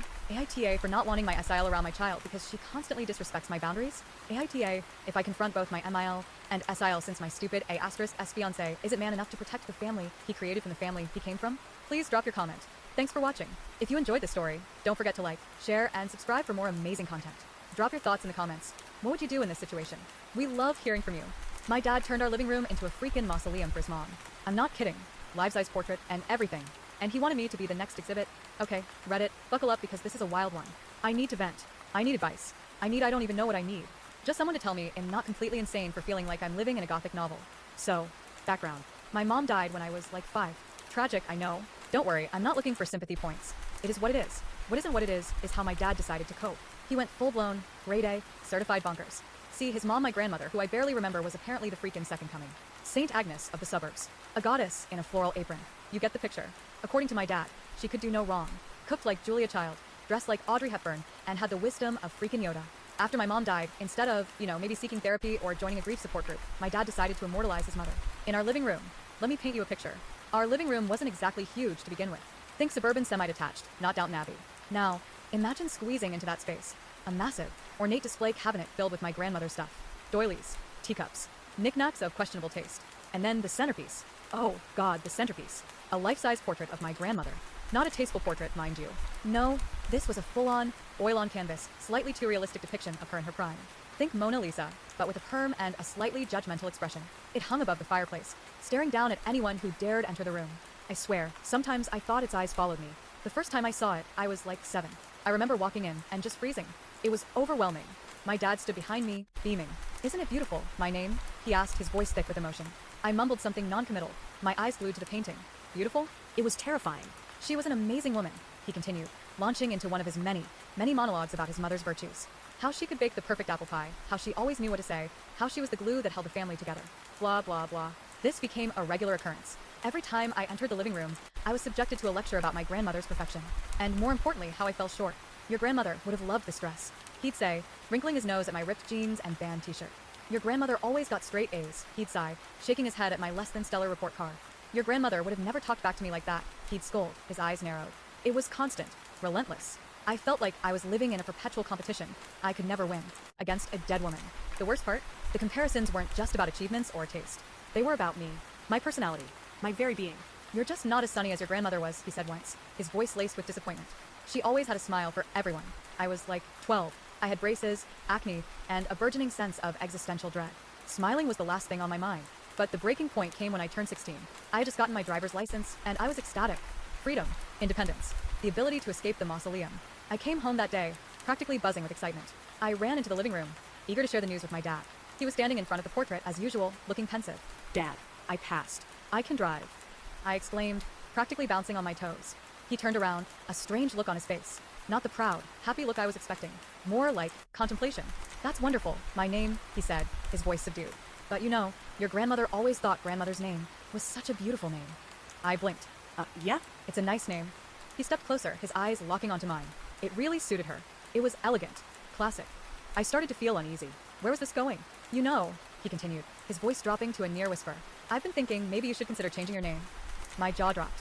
Changing my name? To what? Grandmother's name? He nodded, his eyes gleaming with what I can only describe as fervor. It would be a beautiful tribute. To her. To the woman who gave me everything. I stared at him, speechless. He was serious. He actually wanted me to change my name. To become a living, breathing replica of his dead mother. "Are you freaking kidding me?" I finally managed to choke out. He recoiled, as if I had slapped him. "Don't you dare speak to me like that. Your grandmother would be appalled." And that Reddit was the moment I realized I was officially living in a horror movie. A horror movie with doilies and a really creepy portrait. I need to get out. Chapter 2, The Escape Plan. Main events. Opie confides in her best friend. Planning a way out college applications to schools far away. Discovering a secret box of her mom's belongings. A heated argument with her dad about her future. Hook. My dad wants me to legally become his dead mom. I'm pretty sure that's grounds for emancipation, right? Okay, so, update. Things have officially escalated from weird to batch *T crazy. I'm pretty sure my dad is losing his marbles. Or maybe he lost them a long time ago, and I'm just now noticing. After the whole name change debacle, I knew I had to get out. Like, ASAP. I couldn't live another day in that mausoleum, being compared to a woman I never even knew. I needed a plan, an escape route, and I needed it fast. The first thing I did was call my best friend, Sarah. Sarah is basically the only sane person in my life. She's smart, funny, and fiercely loyal. Plus, she's seen my dad in action, so she knows I'm not exaggerating. "Sarah, you're not going to believe what just happened," I said, my voice trembling. I proceeded to tell her the whole story, from the portrait to the name change proposal. She listened patiently, occasionally interjecting with a gasp or a holy *T. When I was finished, there was a long silence. Then, Sarah spoke, her voice low and serious. "Okay, my name, this is officially insane. Your dad needs therapy. Like, yesterday." "Tell me something I don't know," I replied, sighing. "All right, here's what we're going to do," Sarah said, her voice taking on a determined edge. "We're going to get you out of there. College. That's your ticket." College? Of course. Why hadn't I thought of that? It was the perfect solution. A legitimate reason to leave, a chance to start over, and a way to finally escape my grandmother's judgmental gaze. "You're a genius, Sarah," I said, my voice filled with renewed hope. "I know," she replied, with a mock-modest tone. "Now, let's get to work." We spent the next few weeks researching colleges. Not just any colleges, mind you. Colleges as far away from my dad as humanly possible. We're talking California, Maine, maybe even Canada. The further, the better. I started filling out applications, writing essays, and studying for the SATs. It was exhausting, but it was also empowering. For the first time in a long time, I felt like I was in control of my own life. Of course, I couldn't tell my dad about my plans. He would have freaked out. He had always envisioned me staying close to home, maybe even attending the local community college. The thought of me moving across the country was enough to give him a heart attack.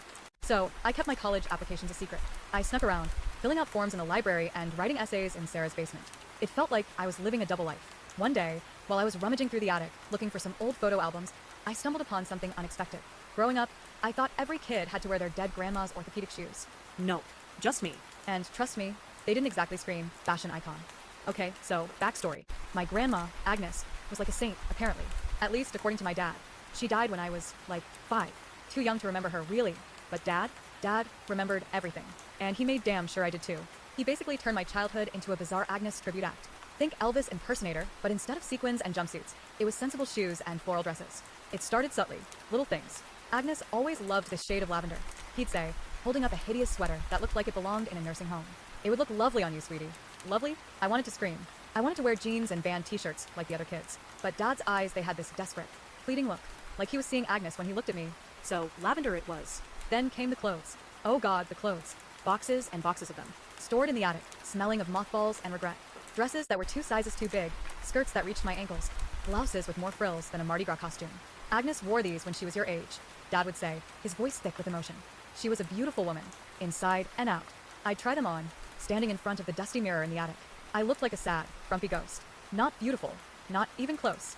They're perfect, Dad would declare, clapping his hands together, just like Agnes. One time I tried to rebel. It was picture day at school. I painstakingly picked out a cute outfit, a denim skirt, a bright pink t-shirt, and sneakers. I felt normal. For once. Dad saw me as I was heading out the door. His face fell. What are you wearing? He asked, his voice tight. My picture day outfit, I said, trying to sound confident. He shook his head. Agnes always wore a dress on picture day. A pretty blue one with little white flowers. Dad, that was Grandma, I protested. I'm not Grandma. His eyes flashed with anger. Don't say that, he snapped. You are Agnes. You have her eyes, her smile, her spirit. I flinched. I hated it when he got like this. It was like he wasn't even seeing me anymore. Just a reflection of someone who was gone. He marched me back upstairs and forced me into the blue dress. It was itchy and uncomfortable. I felt like I was suffocating. Now, that's better, he said, his voice softening. He smoothed down the dress and smiled. You look just like her. I stared at myself in the mirror. I didn't see Agnes. I saw a scared little girl trapped in her father's obsession. The shoes were the worst, though. The orthopedic shoes. Agnes had bunions, apparently.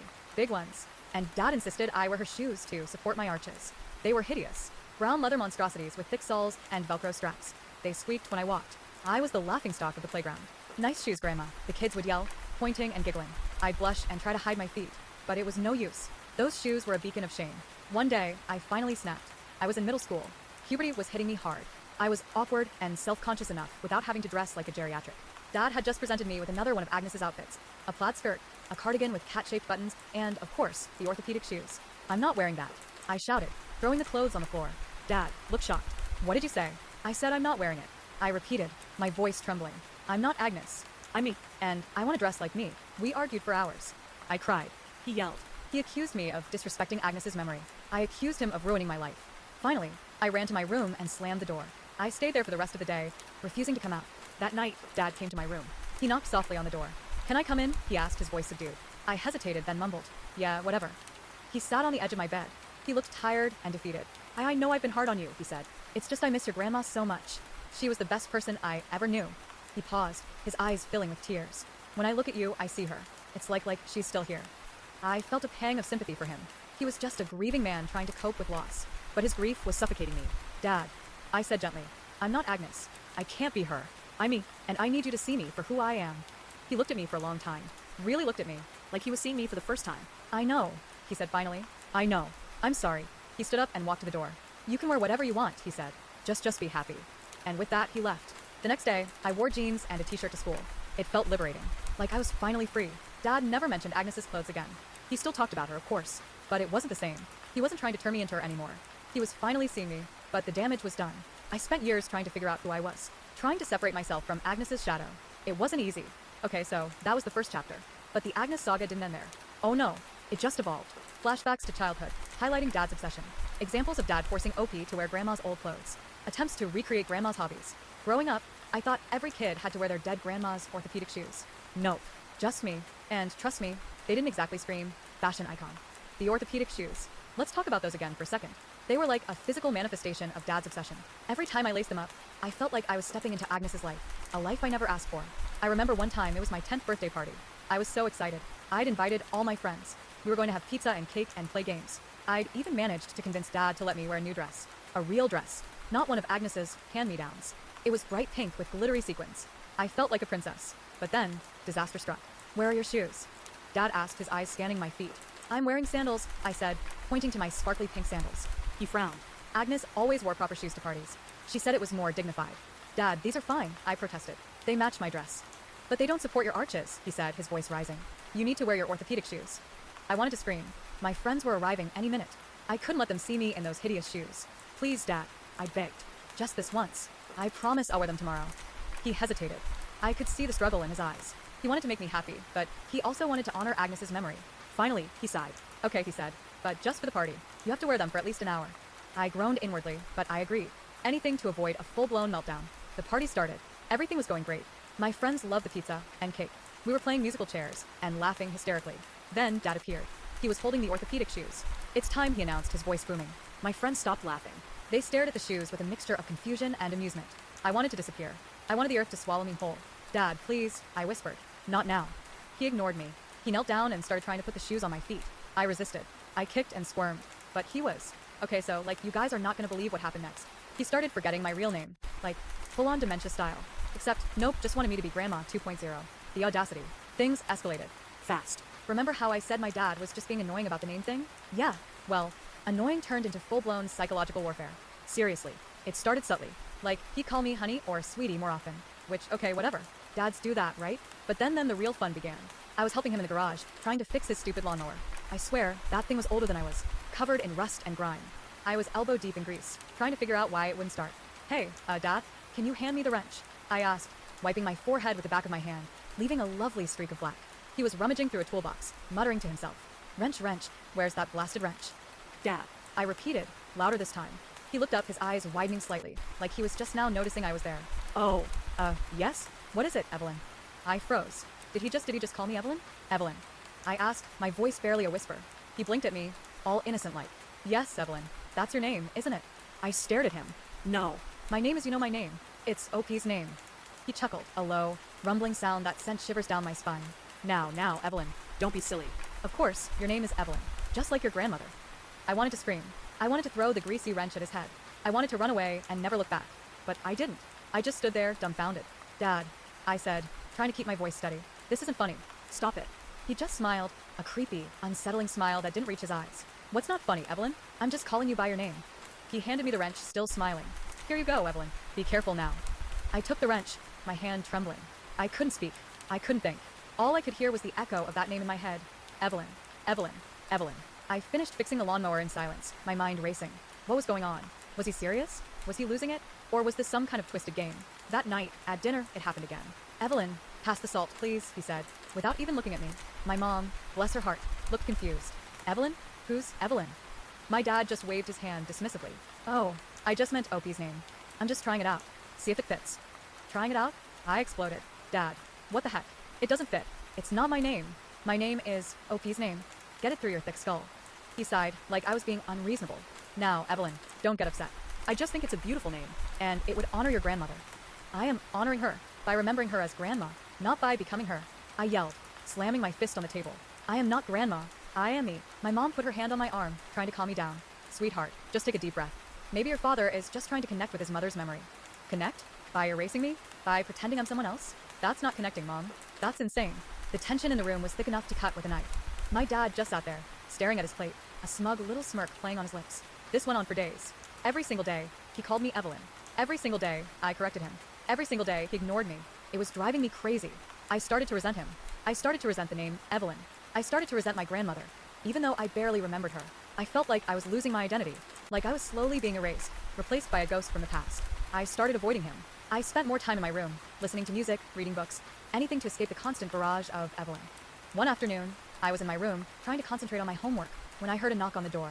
Evelyn, can I come in? It was my dad. I groaned inwardly. What do you want? I asked, my voice muffled by the door. He opened the door anyway, poking his head inside. Just wanted to talk to my daughter. I'm not your daughter, I mumbled, turning away from him. I'm Evelyn, remember? He sighed dramatically. Come on, OP's name. Don't be like that. I'm just trying to, I don't know, bond with you. Bond with me? By calling me the wrong name? That's your idea of bonding. He stepped into the room, closing the door behind him. Look, I know it's been difficult, but I really think you should consider changing your name. I turned around, my eyes blazing. Consider it? I've considered it. And the answer is no. I am not changing my name. Ever. He took a step closer to me. But Evelyn is such a beautiful name. And it would mean so much to me. It's not my name, I screamed. Why can't you understand that? I am OP's name. That's who I am. That's who I've always been. And I'm not going to let you take that away from me. Tears streamed down my face. I was so angry, so frustrated, so hurt. He reached out to touch me, but I flinched away. Don't touch me. Just leave me alone. He backed away, his face a mask of hurt and confusion. I just want what's best for you, Evelyn. What's best for me is for you to call me by my actual name. I sobbed. Is that too much to ask? He stood there for a moment, staring at me. Then, he turned and walked out of the room, closing the door softly behind him. I collapsed onto my bed, burying my face in my pillow.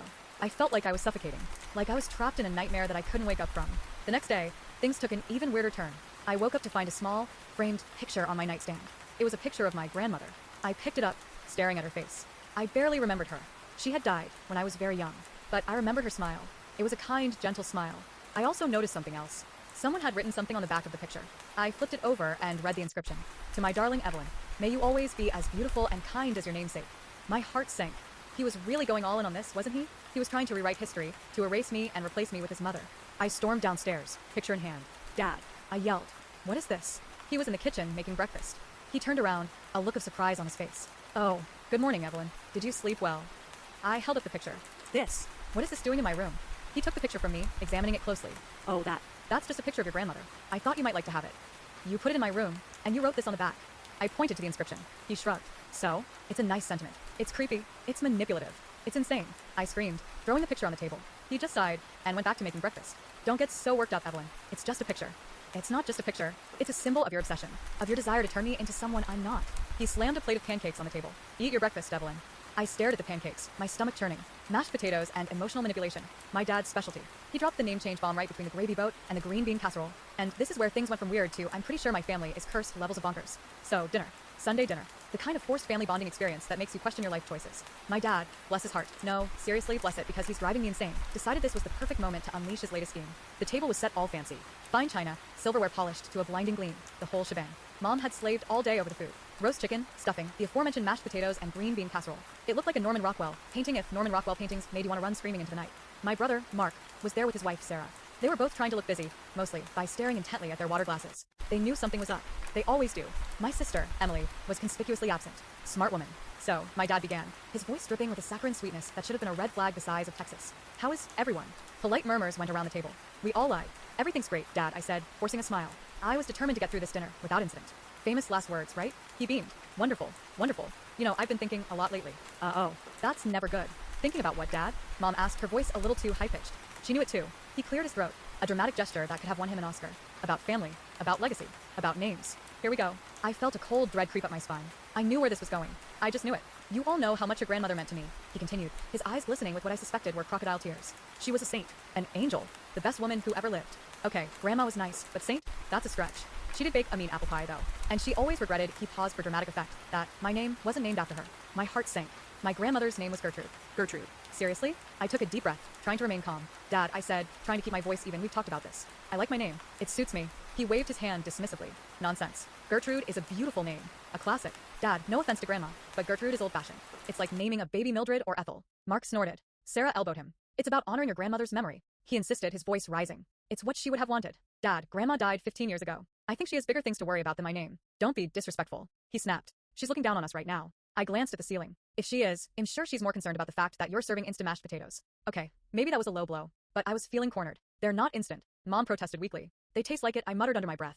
My dad glared at me. The point is, he said, his voice trembling with indignation, that I want you to legally change your name to Gertrude. The silence that followed was so thick, you could cut it with a butter knife. Mark choked on his water. Sarah patted him on the back, her eyes wide with shock. Mom looked like she was about to faint. I stared at my dad, speechless. Was he serious? Was he really doing this? Dad, I finally managed to say, you can't be serious. I'm not changing my name to Gertrude. Why not? He demanded, his face turning red. It's a perfectly good name, and it would mean so much to me, because I don't want to be named Gertrude. I exclaimed, finally losing my cool. I'm not Grandma. I'm me. I like my name. Why can't you just accept that? You're being selfish, he shouted. You're not thinking about your family. You're not thinking about your grandmother's legacy. What about my legacy? I retorted. What about what I want? What you want doesn't matter, he yelled. This is about honoring your family. Oh, so now it's about family? I shot back. Because last week, when I asked you for help with my car, you said you were too busy. But suddenly you care about family? That's different. How is it different? It just is. No, it's not. You're just trying to manipulate me. I am not. Yes, you are. You always do this. You use guilt and emotional blackmail to get what you want. That's not true. Yes, it is. You're doing it right now. I stood up from the table, my hands shaking.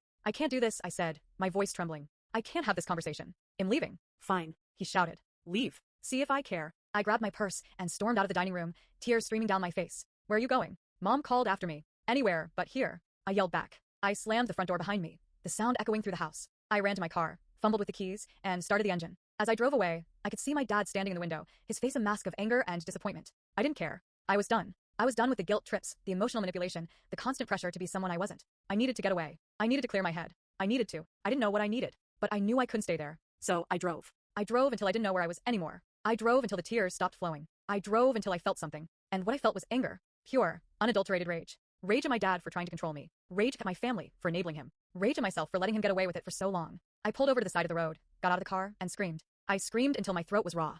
I screamed until my voice gave out. I screamed until I felt a little bit better. Then I got back in the car and drove home. Not to my parents' house. To my own apartment. And as I sat there, alone in my living room, I made a decision. I was done being the dutiful daughter. I was done trying to please everyone else. I was done letting my dad dictate my life. I was going to live my life on my own terms. Even if that meant changing my name to Gertrude just to spite him. Just kidding. But seriously, things were about to get interesting. Okay, so after the great dinner table meltdown of 23, I needed space. Like a lot of space. I ghosted my family for a solid week. No calls, no texts, no carrier pigeons delivering passive-aggressive messages attached to their tiny legs. Nothing. It was glorious. I spent the week catching up on sleep, binge-watching terrible reality TV, and generally ignoring the existence of my family. It was exactly what I needed.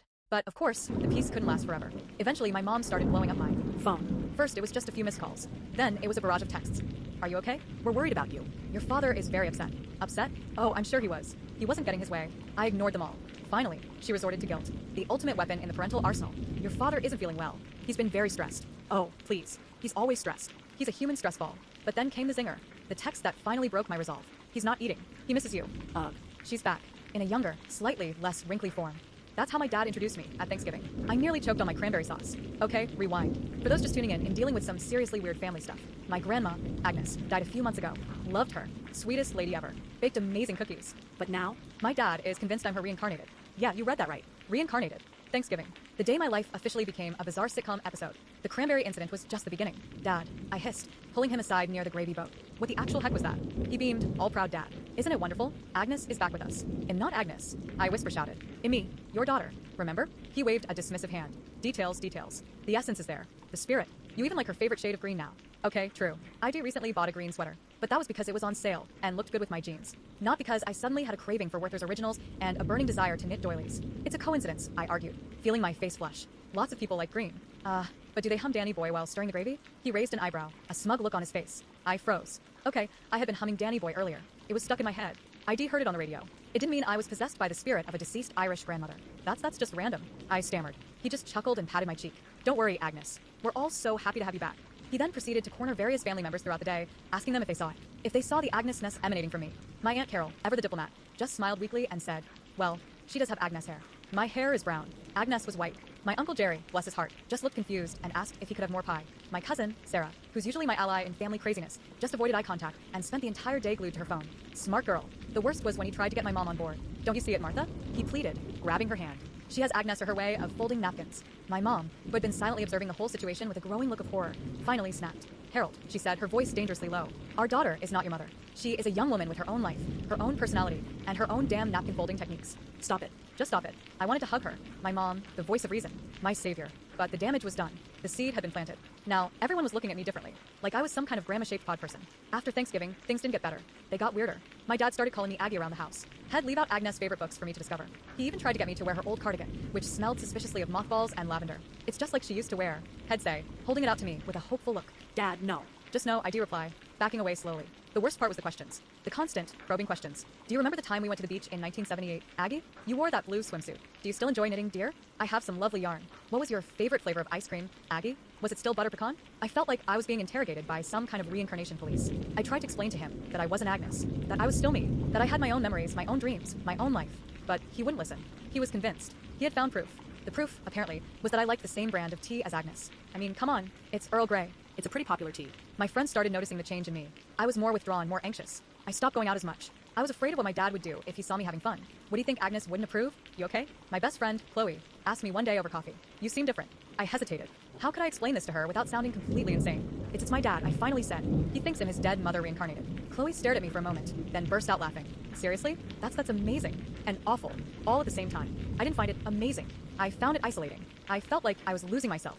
Like I was being erased, replaced by the ghost of someone else. I started avoiding my dad. I'd stay in my room, listening to music, trying to drown out the sound of him calling me Aggie. I felt like I was trapped in a nightmare, a never-ending, grandma-themed nightmare. One day, I found him going through my things. My CDs, my clothes, my journals. What are you doing? I demanded, my voice trembling. He looked up startled, just seeing if there's anything familiar to Agnes. I snapped, get out. I screamed, get out of my room. Get out of my life.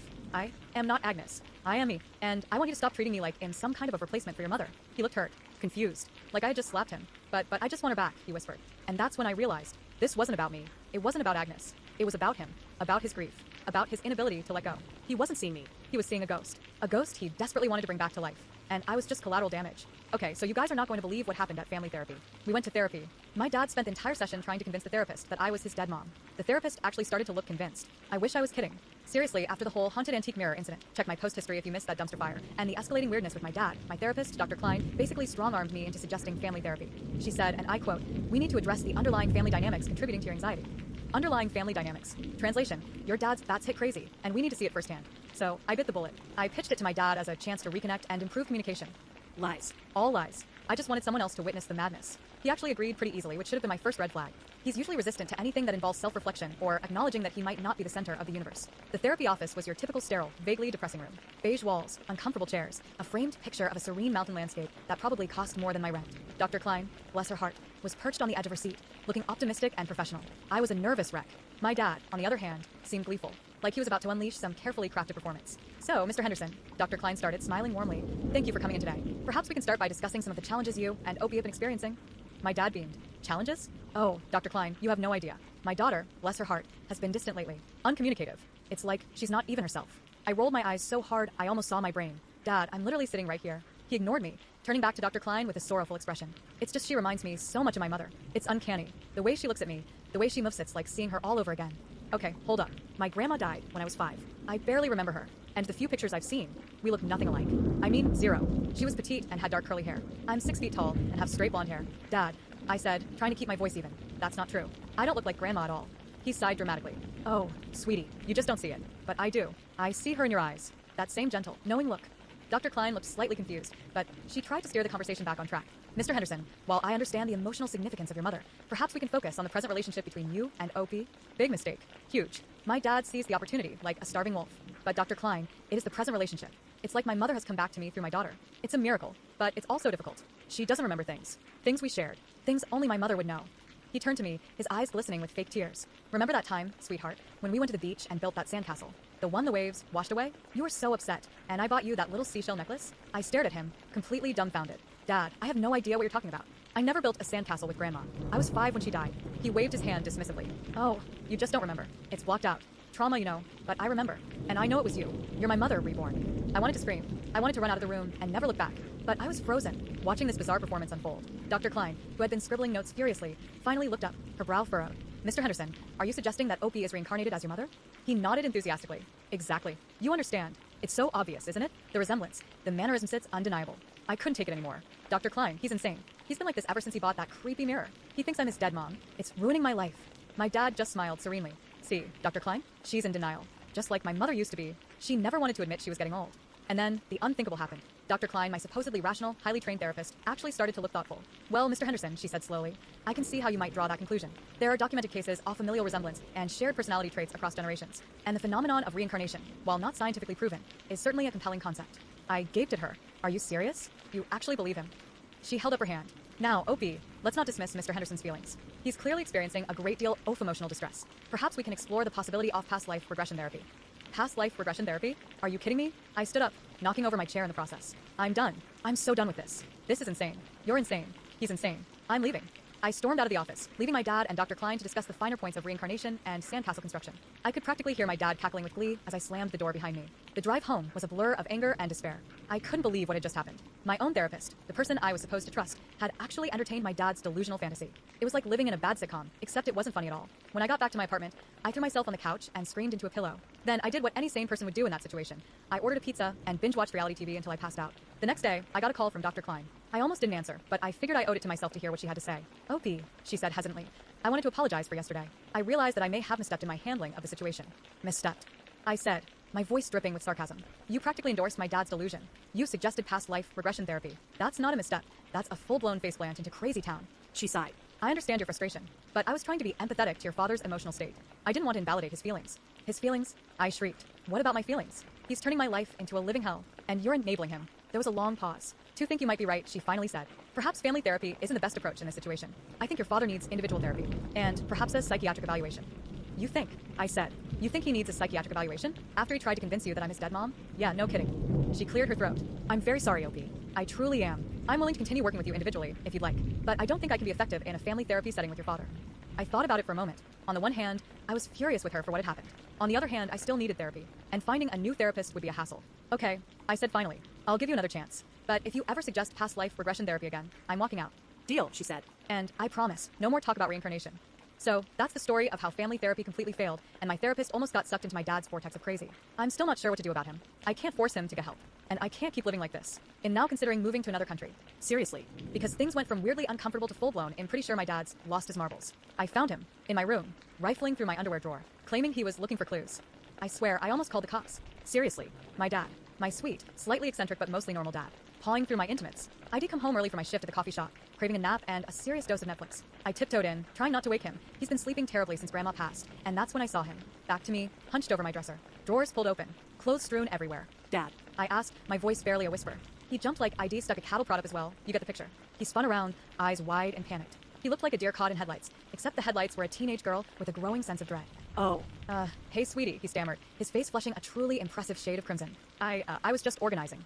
Organizing? My underwear drawer? With my lacy thongs hanging halfway out? Yeah, right. Organizing. I repeated, raising an eyebrow so high it practically disappeared into my hairline. You're organizing my underwear drawer, Dad? He winced. Well, not exactly organizing. More like looking for something. Looking for what exactly? I demanded, my voice rising. I was trying to stay calm, but the image of my dad pawing through my personal stuff was making my skin crawl. He shuffled his feet, avoiding eye contact. Just clues. You know, about your grandmother. Clues? In my underwear drawer? Was he suggesting Grandma was hiding secret messages in my nevermind? I didn't even want to think about it. Clues? What kind of clues could possibly be in my underwear drawer that relate to Grandma? I asked, my voice dripping with sarcasm. He sighed, running a hand through his thinning hair. I don't know. Maybe she left something for you. A note. A hidden message. I miss her, okay? And I'm trying to find something, anything, that connects me to her. Okay, I get it. He was grieving. He was lost. He was completely losing it. But this was not okay. Dad, I said, trying to keep my voice steady. I understand you're hurting. I miss Grandma too. But this isn't the way to deal with it. You can't just go through my personal belongings. It's a violation of my privacy. He looked genuinely contrite. I know, honey. I'm sorry. I don't know what I'm doing anymore. I softened a little. I knew he was struggling. But still. Dad, promise me you won't do this again. Promise me you won't go through my things without my permission. He nodded quickly. I promise. I swear. It won't happen again. I wanted to believe him. I really did. But something in his eyes told me this wasn't over. Okay, I said, trying to sound firm. Now, get out of my room. I need to process this. He mumbled another apology and shuffled out, leaving me standing in the middle of my disheveled room, surrounded by my scattered clothes. I closed the door and leaned against it, taking a deep breath. This was officially the weirdest, most uncomfortable thing that had ever happened to me. I spent the next hour cleaning up the mess I'd made, trying to shake off the feeling of being violated. I refolded my underwear, trying not to think about my dad's hands touching them. I rearranged my clothes, trying to restore some semblance of order to my life. Just when I thought I could finally relax, I noticed something odd. Underneath my bed, partially hidden by the dust ruffle, was a box. A wooden box. A box I'd never seen before. Curiosity piqued. I pulled it out. It was old and worn, the wood scratched and faded. It had a small brass latch, which I unfastened with trembling fingers. Inside, nestled in a bed of yellowed tissue paper, were Grandma's things. Story 2. So, picture this. Me, beaming like an idiot, holding hands with Mark, my fiancé, in front of a sunset that looks like it was painted by Bob Ross himself. Our engagement photos? Fire. Like magazine cover fire. Venue? A freaking castle. Okay, not a real castle, but a super fancy vineyard that looks like a castle. In talking turrets, people. Turrets. I was floating. Cloud 9. Try cloud freaking infinity. I was untouchable. Unstoppable. Blissfully ignorant. Then I told Sarah. Sarah, my sister. My beloved sister. The sister who apparently thinks my happiness is a personal attack against her. Cue the avalanche. Not the kind with cute St. Bernards and barrels of brandy. No. This was an avalanche of demands. An avalanche of drama. An avalanche of, well, you get the picture. She has RSD. Rejection-sensitive dysphoria. Which, I get it. It's a real thing. It makes her super sensitive to perceived slights and rejection. But honestly, sometimes I think she weaponizes it. Like an emotional nuke, she can detonate whenever she feels slighted. And apparently my wedding? Triggering. Her. Seriously? I swear, the second I showed her the engagement photos, her face just fell. Like someone had unplugged her. Oh, she said, her voice flat. Just, oh. So, what do you think? I asked, trying to keep the giddy excitement from bubbling over. They're nice, she mumbled, scrolling through them on my phone like she was inspecting a particularly unappetizing piece of roadkill. Nice, nice. These photos cost more than my first car, but I bit my tongue. I'm so excited, Sarah. You're going to be my maid of honor, of course. That's when the first tremor hit. A subtle shift in the tectonic plates of our family dynamic. About that, she started, her voice taking on that familiar, whiny edge that I knew meant trouble. I've been thinking. Oh God, here we go. Thinking about what? I asked, bracing myself. Well, she said, avoiding my gaze. with my RSD and everything. I'm just not sure I'm the right person to be maid of honor. I stared at her. What? Why not? You're my sister. Who else would I ask? I don't want to mess anything up, she said, her eyes welling up. I don't want to ruin your special day because I'm having a meltdown. I sighed. I knew this was coming. Some variation of it anyway. Sarah always found a way to make my milestones about her. Sarah, you won't ruin anything, I said, trying to keep my voice calm. Just be yourself. That's all I ask. Big mistake. Huge. But what if myself is a sobbing mess in the corner because I feel like everyone is looking at me and judging me? She wailed. No one is going to be judging you, Sarah, I said, my patience wearing thin. Everyone is going to be there to celebrate Mark and me. That's when she dropped the bomb. The first one, anyway. Then, I have a request, she said, her voice barely a whisper. Okay, I said cautiously. Her first demand? No speeches. At all. No speeches. I repeated, dumbfounded. What do you mean, no speeches? I mean no speeches, she said, her voice hardening. Not from you, not from Mark, not from anyone. But speeches are tradition. I protested. My dad wants to give a speech. Mark's best man wants to give a speech. I can't handle it, she said, her voice rising. I just can't. If I have to sit there and listen to people talk about how wonderful you and Mark are and how perfect your relationship is and how lucky you are, I'll lose it. I'll have a panic attack. I'll probably run screaming from the venue. Sarah, that's ridiculous. I exclaimed. It's a wedding. People are supposed to say nice things. But what if they don't say nice things about me? She asked, her eyes wide with panic. What if they forget to mention me at all? What if they say something mean? Or even just lukewarm? It'll feel rejected. It'll feel like I'm not good enough. It'll feel like the world is ending? I finished for her, rolling my eyes. Sarah, get a grip. No one is going to say anything mean about you at my wedding. But what if they do? She persisted. What if they accidentally say something that triggers me? What if? Sarah, I interrupted, my voice sharp. Enough. I'm not canceling speeches because you might feel rejected. It's my wedding, not a therapy session. Her face crumpled. The waterworks were coming. I could feel it. So you're saying my feelings don't matter? She choked out. You're saying my RSD doesn't matter? You're choosing speeches over my mental health? Oh, for the love of. In saying that one tradition isn't more important than your mental health, but neither is your mental health more important than my wedding. I snapped. There has to be a compromise here. A compromise. That was the magic word. The olive branch. The tiny, fragile hope that maybe, just maybe, we could navigate this minefield without anyone getting blown to smithereens. I knew this was going to be a bumpy ride. I just didn't realize how bumpy. Or how long. This was just the beginning. The tip of the iceberg. The first snowflake in the avalanche of wedding-related drama that was about to bury me alive. And honestly, I was starting to think that eloping in Vegas with Elvis was looking like a damn good option. But no. I loved Mark. I wanted a real wedding. With turrets and overpriced hors d'oeuvres and, yes, even speeches. So I took a deep breath, plastered on a fake smile, and said, okay, Sarah, let's talk about compromises. Famous last words. The next few weeks were a blur of wedding planning and sister-induced anxiety. Every decision, no matter how small, became a potential landmine. The flowers, too showy, might make Sarah feel inadequate. The music, too upbeat, might trigger her anxiety. The seating chart, a complete nightmare, because apparently everyone had to be seated in a way that maximized Sarah's feeling of importance and minimized her risk of feeling, you guessed it, rejected. I spent hours on the phone with her, patiently explaining, reassuring, and occasionally, just plain placating. I felt like a hostage negotiator, except the hostage was my own sanity. And the demands kept coming. After the speech debacle, I thought maybe, just maybe, the worst was over. I was wrong. So wrong. The second demand? She had to be the only bridesmaid. But I have other friends, I said, trying to keep the panic from creeping into my voice. I wanted to ask them to be bridesmaids too. I just don't think I can handle sharing the spotlight, she said, her voice trembling. It would be too overwhelming. I'd feel like I was competing with them, and I'd probably lose. You're not competing with anyone, Sarah, I exclaimed. It's not a competition. It's my wedding. But it would feel like one to me, she said, her eyes pleading. Please, just let me be the only bridesmaid. It's the only way I can be sure I won't completely fall apart. I looked at her, really looked at her, and saw the genuine fear in her eyes, the anxiety that was eating her alive. And I felt a pang of guilt. Maybe I was being insensitive. Maybe I wasn't being understanding enough. Okay, I said, sighing. Okay, you can be the only bridesmaid. But I knew, deep down, that I was making a mistake. That I was setting a precedent. That this was just the beginning of a long and painful negotiation. And I was right. The third demand? She got to pick the maid of honor dress. Now, I'm not usually a bridezilla. I'm pretty laid back, actually. I figured the bridesmaids could wear whatever they wanted, as long as it was vaguely in the same color family. But Sarah? Oh, Sarah had opinions. Strong opinions. And none of them involved anything remotely flattering. I was thinking something modest, she said, pulling up. It started subtly, like a weird creeping dread. You know, at first it was just requests. Small ones. Innocuous even. Could we maybe not have any speeches? She texted me, like, a month after I'd asked her to be my maid of honor. Speeches make me anxious, she added, with a little sad face emoji. Okay, fine, I cheated. But imagine it there. No biggie, right? I'm not a huge speech person anyway. My fiancé, Mark, and I were planning a pretty chill wedding. Sure, no problem. I texted back. Easy peasy. Then came the music. Oh god, the music. About the playlist she started during our weekly planning call. I swear, the tone alone should have been a red flag the size of Texas. Yes, I asked cautiously. It's a bit much, she said, her voice tight. Much. I repeated, confused. We'd spent hours crafting that playlist. It was all upbeat, fun stuff. Perfect for dancing. Too loud, she clarified. Too happy. Too everything. I blinked. Too happy? Yes. It's triggering. Triggering. That word. That was the first real sign that things were about to go off the rails. Triggering how? I asked, trying to keep my voice even. It reminds me of a bad time, she said vaguely. Can we maybe just stick to mellow acoustic stuff? Mellow acoustic stuff? At a wedding? Where people are supposed to dance. I pushed back, gently. We can definitely tone it down a bit, but we can't have the whole reception be like a funeral dirge, right? She sighed dramatically. Fine. But no songs with excessive joy. Excessive joy. I kid you not. That's what she said. I made a mental note to hide all the ABBA from her. Then came the seating chart. This is where things truly descended into madness. We were working on it together, trying to figure out who to put where. I thought it was going pretty smoothly, until she started vetoing everyone. She can't sit near loud talkers, she declared, pointing at my Aunt Susan. Aunt Susan is hardly a loud talker, I protested. She just has a hearty laugh. It's disruptive, she insisted, and it makes me anxious. Okay, fine. Moved Aunt Susan. Then, he can't sit near me. He might ignore me. That's my cousin, Tom. He's super friendly. He's also easily distracted. And I need to feel seen. Seen. At my wedding. By my cousin. I was starting to feel a twitch in my eye. And then came the PowerPoint. Yes, you read that right. A PowerPoint. She invited me over for a quick chat about the wedding. I thought we were just going to finalize the flower arrangements or something. I arrived, mimosa in hand, because, let's be honest, I needed it. And she ushered me into her living room. There, on her giant TV screen, was the title slide. Wedding Day Triggers. I almost choked on my mimosa. What is this? I stammered. She beamed. I've prepared a presentation to help us ensure a stress-free wedding day for everyone. Everyone, or just her. She clicked to the next slide. It was a list. A meticulously crafted list of things that could potentially trigger her anxiety. Loud noises, bright lights, sudden movements, unexpected conversations, people chewing loudly, the color yellow. Yes, the color yellow. I stared at the list, my jaw hanging open. This is a lot, I managed to say.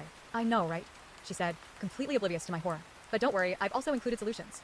She clicked to the next slide. This one was a graph, a pie chart to be exact. It showed the percentage of the wedding day that she anticipated feeling anxious, broken down by category. As you can see, she said, pointing to a particularly large slice labeled social interactions. This is my biggest concern.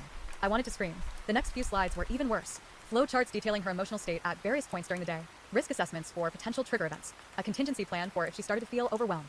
I was officially speechless. So, she said, after she'd finished presenting her masterpiece, what do you think? I took a deep breath, trying to find the words to express the sheer absurdity of the situation. I think you need to talk to a therapist, I finally said. She frowned. Why? Is there something wrong with wanting to be prepared? Prepared is one thing, I said, but this is insane. It's my wedding. I can't cater to every single one of your anxieties.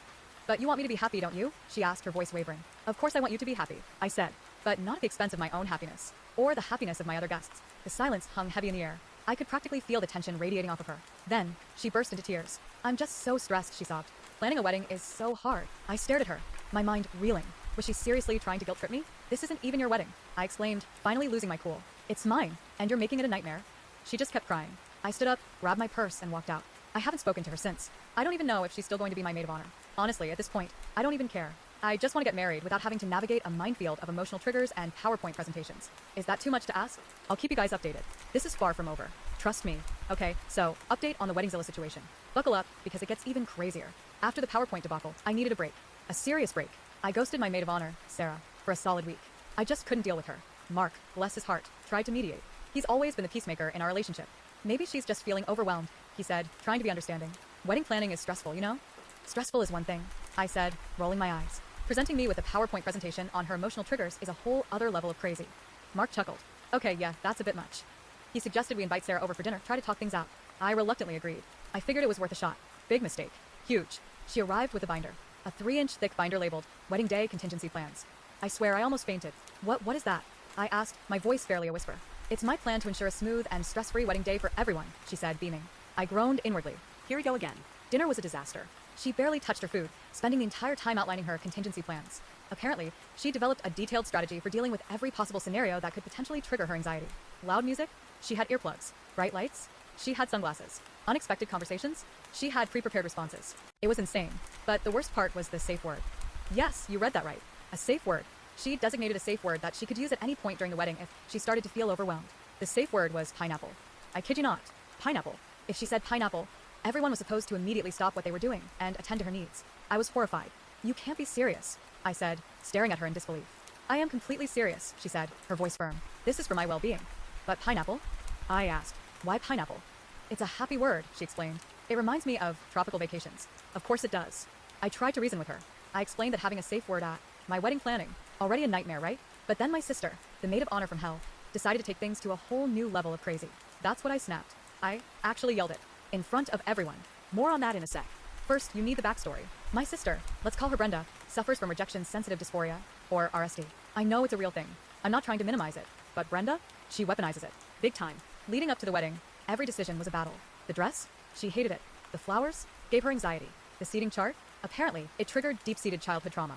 I was walking on eggshells, trying to accommodate her every whim, every fear. I even let her pick the color of the napkins. Lavender. Seriously. Then came the PowerPoint. Yeah, you read that right. A PowerPoint presentation. At my bridal shower. It was titled, in giant, glittery letters, Brenda's Guide to Supporting my name on her big day without triggering my RSD. I kid you not. The The first slide was a definition of RSD, complete with clinical terms I barely understood. Slide 2, a list of Brenda's triggers. Loud noises, unexpected changes, perceived criticism, basically everything that happens at a wedding. Slide 3, a detailed breakdown of how each wedding event could potentially upset her, with suggested solutions. The ceremony might be overwhelming, she read aloud, pointing at the screen with a laser pointer. Therefore, I will need a designated safe space with calming aromatherapy and noise-canceling headphones. The bridesmaids exchanged nervous glances. My mom choked on her mimosa. I felt a vein throbbing in my forehead. Slide 4 was the kicker. It was a flowchart, depicting the steps to take if Brenda felt rejected or unappreciated. Step 1, validate Brenda's feelings. Step 2, reassure Brenda that she is loved and important. Step 3, offer Brenda a hug and a small gift. A small gift? What the actual heck? I managed to maintain a semblance of composure through slides 5, 6, and 7, which cover topics like managing Brenda's social anxiety at the reception and preventing Brenda from oversharing embarrassing childhood stories. But when she got to slide 8, titled Emergency RSD Protocol, I lost it. Okay, Brenda, I said, my voice shaking. That's enough. She blinked at me, all wide-eyed innocence. But I haven't finished explaining the contingency plan for a potential panic attack during the first dance. I don't care about the contingency plan. I exploded. This is my wedding, not a therapy session designed to cater to your every anxiety. The room went silent. You could hear a pin drop. My grandma, bless her heart, actually dropped her pin. I know RSD is real. I continued, trying to control my voice. I get it, but this is insane. You're making my wedding all about you. Her response? Tears. Buckets of them. You're being so insensitive, she wailed, clutching her chest. You know how hard this is for me? And then came the classic line. The one I knew was coming but still dreaded. You're ruining my life. I swear, I aged 10 years in that conversation. I felt like I was dealing with a toddler, not a grown woman. Brenda, I said, my voice low and dangerous. I love you, but right now, you are being completely unreasonable. This is my wedding. I need you to be my sister, not my therapist. Can you do that? She just sobbed harder. My mom stepped in, bless her heart.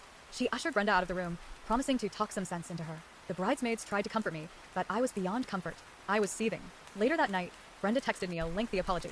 It was full of self-pity and justifications, but buried deep within it, there was a glimmer of understanding.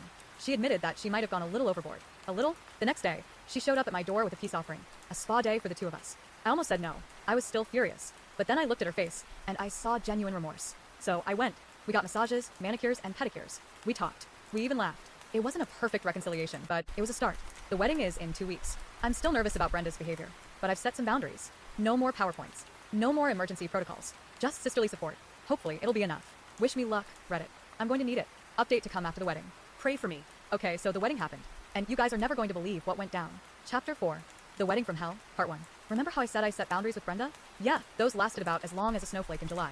The morning of the wedding started off okay. Brenda seemed calm, almost normal. She helped me get ready, did my hair, which actually looked amazing, and even managed a genuine smile or two. I started to think, maybe, just maybe, we had turned a corner. Then we got to the ceremony. Everything was going smoothly. I walked down the aisle, trying not to trip over my dress. I saw my fiancé, Mark, standing at the altar, looking handsome as ever. I even managed to make eye contact with Brenda, who gave me a small, encouraging nod. But as soon as the officiant started talking, I noticed Brenda fidgeting. She kept shifting in her seat, pulling at her dress, and whispering to the bridesmaid next to her. I tried to ignore it, focusing on Mark and the vows I was about to make. Then it happened. Right in the middle of the officiant's heartfelt speech about love and commitment, Brenda stood up. I object, she shouted. The entire congregation gasped. Mark's jaw dropped. My mom fainted. Okay, maybe she didn't faint, but she definitely looked like she was about to. I stared at Brenda in disbelief. What are you doing? I hissed. I can't let you do this, she exclaimed, her voice trembling. He's not good enough for you. Brenda, sit down. I pleaded, mortified. You're ruining everything. No, she cried. I have to protect you. He's going to hurt you, just like Dad hurt Mom. Oh, my God. She was bringing up our parents' divorce? At my wedding? In front of everyone? I wanted to crawl under a rock and die.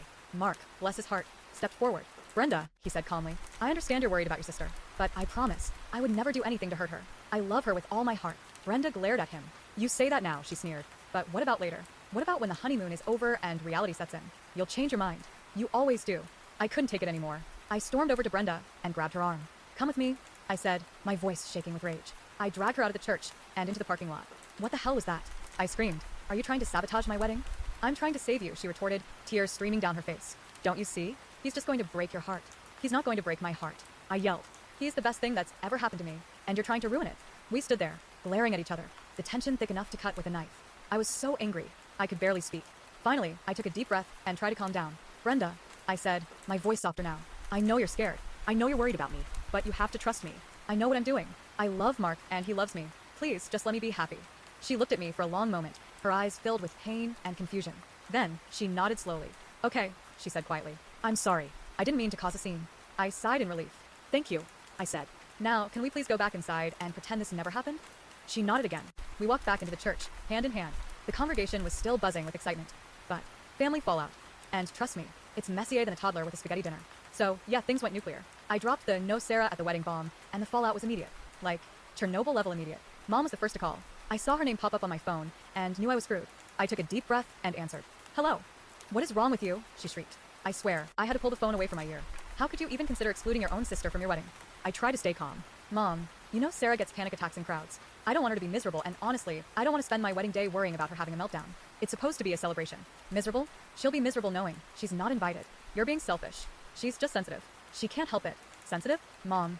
She once hyperventilated because the grocery store was out of her favorite brand of almond milk. This isn't just sensitive. You need to be more understanding. Your sister needs you. I was starting to feel a headache brewing.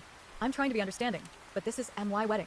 It's not about what Sarah needs for once. It's about me and Tom. This is unbelievable, she huffed. I'm so disappointed in you. And with that, she hung up. I stared at my phone, dumbfounded. Disappointed? Seriously? My bully is now a famous actor. As I'm sure many people here know, the effects of bullying linger, and I can affect everything that comes after. At school, this kid made my life a misery for 6 years straight. During the time in childhood when you're developing your sense of self and self-worth, he relentlessly told me and showed me I was nothing. It shaped the way I thought about myself, still shapes the way I think about myself all these years later, and it shaped the way I interacted with others, deeply implanting a sense of being less than. Movies were always my escape. I was obsessed with them and still am. But as the title of this post makes clear, he's gone on to become a famous actor. So it even feels like he's invaded that safe space of the movies. It's hard to let the memories fade and heal when he keeps popping back up in such a public way. When I go back to my hometown, people talk excitedly about him. I also now work in the film industry, and once we did cross paths, I was unprepared. We talked for a few minutes, but I was pretty flustered. It wasn't the showdown I'd hoped for. Anyway, just felt like posting this here as it occupies my thoughts far too often. Edit. I just wanted to add something here. Throughout the years of the bullying, there was a huge feeling of powerlessness. The bullying was mostly mental, but it became physical at times too. I would hit him back, but it wouldn't do any good. I was pretty skinny at the time and didn't have the strength I needed to do damage. I'd punch, but they just didn't have any power. That was such a feeling of impotence to have this rage, but to not have the strength to do anything about it. But one day it turns out I suddenly did have the strength. One morning at school, he just randomly walked past me and hit me in the balls. I saw red and lashed out. He hit the floor and burst into tears. After that, he tried to intimidate me again, but by then the balance had shifted and he could never quite get it back. The truth is I wish I'd punched him in the nose back when the bullying started. I think things might have turned out very differently. Story 5. Emile has decided I'm done having kids. Without me. I just need to vent because my Emile is becoming unbearable with the assumptions she keeps making about my life. I'm 28, recently had my second baby, and I absolutely want at least one more. I've never said otherwise. But for some reason my Emile has decided she gets to narrate my future. She keeps making comments about how I won't have more children, and the most recent one really annoyed me. She said maybe I'm soaking up this stage so much because it's probably going to be your last and you won't get to experience this again. Who told her that? Because it sure wasn't me. And as if that wasn't enough, she's now started making comments about my mental health too. I haven't been diagnosed with anything, I don't have postpartum depression, and I've never given anyone a reason to think otherwise. But she's talking like it's inevitable. She even said that if I were suicidal, she would take my kids so I could go to the hospital and get help. I've never said anything even remotely like that. It felt completely out of line, and honestly a little disturbing that she would jump to those kinds of scenarios out of nowhere. I'm so tired of her projecting her own assumptions onto my life, my family planning, my mental health, my kids. None of this is her call. Just needed to get it out. AITA. My husband has stuck up for me and personally tells me we shouldn't really come see his mother, but it was a holiday this time, and blah blah blah. What's crazy to me is I have 2 kids. My Emile has 4, and she wants to tell me I'm done. Please, face with rolling eyes, speak for yourself. Part of me thinks there's a bit of jealousy going on for sure. Story 6. Can't stand my SIL. I just need to vent because I don't know what to do with all this anger. Me, 26F, and my partner, 30M, we're currently living in his childhood home. He lost his job, and we needed somewhere rent-free to stay, which is already stressful enough. His mom doesn't live here anymore. She basically left as soon as my partner's younger sister turned 18, saying, "All my kids are adults now, I'm out." My partner and I have a baby together, and the financial pressure is overwhelming. I wish we had our own place, but until he finds a new job and we can afford rent, we're stuck living here with his 18-year-old sister, and honestly, she is driving me insane. She's messy, loud, constantly singing horribly, and I'm always having to ask her to be quiet because of the baby. She's also extremely unhygienic, leaves dirty dishes, clothes everywhere, her room smells awful, and she rarely does her laundry. She contributes nothing financially, and even though we're already struggling, me on maternity leave and him unemployed, she eats our food and uses our products. What frustrates me even more is how defensive my partner gets about her. He's oddly attached to her, almost like she's his kid since he helped raise her when their dad wasn't around. It feels like he's more comfortable staying here with her than actually pushing to find a job, so we can get our own place. He seems so relaxed about it all while I'm losing my mind. They sit around laughing and playing games together on their PlayStations while she skips her university classes and acts like a stereotypically lazy, irresponsible 18-year-old. I've talked to him about my feelings and how she needs to grow up and start taking responsibility. He agrees she's immature, but he doesn't see it as seriously as I do. I honestly can't wait for the day we can move out of this house. Anytime I see her around the house, I feel so angry. I'm starting to actually hate her to the point seeing her interact with my daughter makes my blood boil. Seeing her all happy laughing with my partner gives me rage. Thankfully, she is traveling over the Christmas and New Year's period, so I won't see her for 3 weeks. It's getting so bad for me mentally, I'm considering asking my parents to help me find a place of my own and leaving without my partner. The house is paid for, his mom has lived here their whole lives, but she has other properties, so she left this house and moved somewhere else as soon as his sister turned 18, basically left the house for her. We have some savings, so bills and food are being paid through that, both from when me and my partner worked. And I want to be on maternity leave for 1 year at least for the sake of my baby. I'm in Europe, so here is different to USA maternity-wise. I get paid something called government maternity allowance. It's not much money, but it covers baby's necessities, and a bit of money is left over. We are going through all our savings basically. We had around 10K saved up, not that much, but it works well, especially with no rent to pay. He is trying to find work, but it's hard. Not sure if it's because of Christmas coming up. He's been unemployed for 3 months. That's why we decided to come to this house, because it's taking long for him to find a new job, and we didn't want to waste all our savings in rent. Story 7. My in-laws uninvited us from Christmas. This is a low-key update from my last post in case anyone saw it before. It was a while ago. TLDR for those who didn't see it. My in-laws see everything I do as negative and go to my fiancé, M24, about it instead of me, F23. FIL also wants me to text him. Yes, it's strange. A little update / news story. Yesterday, Emile sent a text in a big group chat to all of us saying how at Christmas, she wants all of us to put our phones in a box. I politely told her I didn't want to because since I wouldn't be with my own family, I wanted to be reachable at least by text. I included that I had no intention of even picking up my phone unless there was a text, and would just keep it nearby. This made it all hit the fan. They kept telling me I couldn't do that and had to put my phone in the box / shelf. It shifted back and forth. I reiterated that I would not be doing that, and admittedly got somewhat more stern and snappy as the conversation went on throughout the day. My fiancé was on my side, and when his father reached out to him in a call, said he was on my side, and didn't see why it was such a big deal. FIL tried to tell him that this was the same as my mom asking him not to talk politics at my grad party, and since they're the hosts, they get to choose these rules. I disagree on this, given that this was a whole party, not what is supposed to be a small family gathering with just the 6 of us. My fiancé, and I feel we are past the point of them being official, formal hosts as they see it, and these parties and interactions should not be as strict and structured. There was nothing before this that would have indicated we needed a rule like this. At our Thanksgiving celebration, same group involved, the only time phones were used was when SIL's BF and I were in the dining room alone for a few minutes. As soon as everyone else came back in, we were off them and talking. Then, last night around 10 p.m., Miles sent a text to the group chat saying that since we couldn't come to an agreement, me not being willing to put my phone up, I was now uninvited from Christmas. Now it was just the 4 of them, fiancé, SIL, MIL, FIL, so I and SIL's boyfriend are no longer invited. Fiancé and I had a problem with this since now that we're engaged, we would like for each of us to be included in family events instead of just one of us. My family has always included fiancé in everything, even when we were just dating, so that's also why this separation thing is confusing to me. This morning, my fiancé sent a text in the chat, essentially saying that they either invite both of us, or neither of us. And Mile responded a while later saying that now both of us were uninvited, and would do a separate celebration, with the 6 of us later. Then, FIL calls fiancé. We picked up on the second call, not the first, and FIL begins laying into him. Bringing up my mother asking him not to talk politics, saying, "How would you feel if this was my last Christmas alive, and you missed it?" FIL has no existing health conditions, and is in relatively good health, saying my parents raised me to be disrespectful, etc. Fiancé ended up handing me the phone, and I told FIL that if he was going to continue to talk to us like this, we weren't continuing the conversation since he was upsetting fiancé. I also pointed out how at nearly every family celebration on my side, his father is called and interrupted, and would not stop calling until fiancé picked up. These calls were just to talk about football, criticize the event, etc. 10 hours later, we sit basically in the same spot. Fiancé and I are willing to come to Christmas if both of us are invited, and I am allowed to talk to my relatives if they text. I'm not sure where this is going to go. My family doesn't celebrate on Christmas Day, BIL is an EMT, so if they end up not allowing us to be there, we'll likely spend the morning together, and then going to my parents' house. Update, MIL made a post on Facebook about how it'll be the first Christmas without FIL's father, and attached a link to 35 Bible verses about respecting your parents. She tagged me, fiancé, SIL, and FIL, though tagging all of us is a frequent occurrence. I untagged myself, and encouraged fiancé to do the same. Update 2, FIL texted fiancé yesterday saying that he felt like he was losing his son. Fiancé reiterated that the only reason we weren't coming to Christmas was because they chose to uninvite us, not us saying we wouldn't go. FIL continued to try to put the blame on us, saying it's our fault. Fiancé kept telling him that we are adults and can make our own decisions, and is tired of FIL only talking about the things he doesn't like me doing when they text/call. FIL said that if we are going to continue to act like children, referring to me not wanting my phone on a shelf,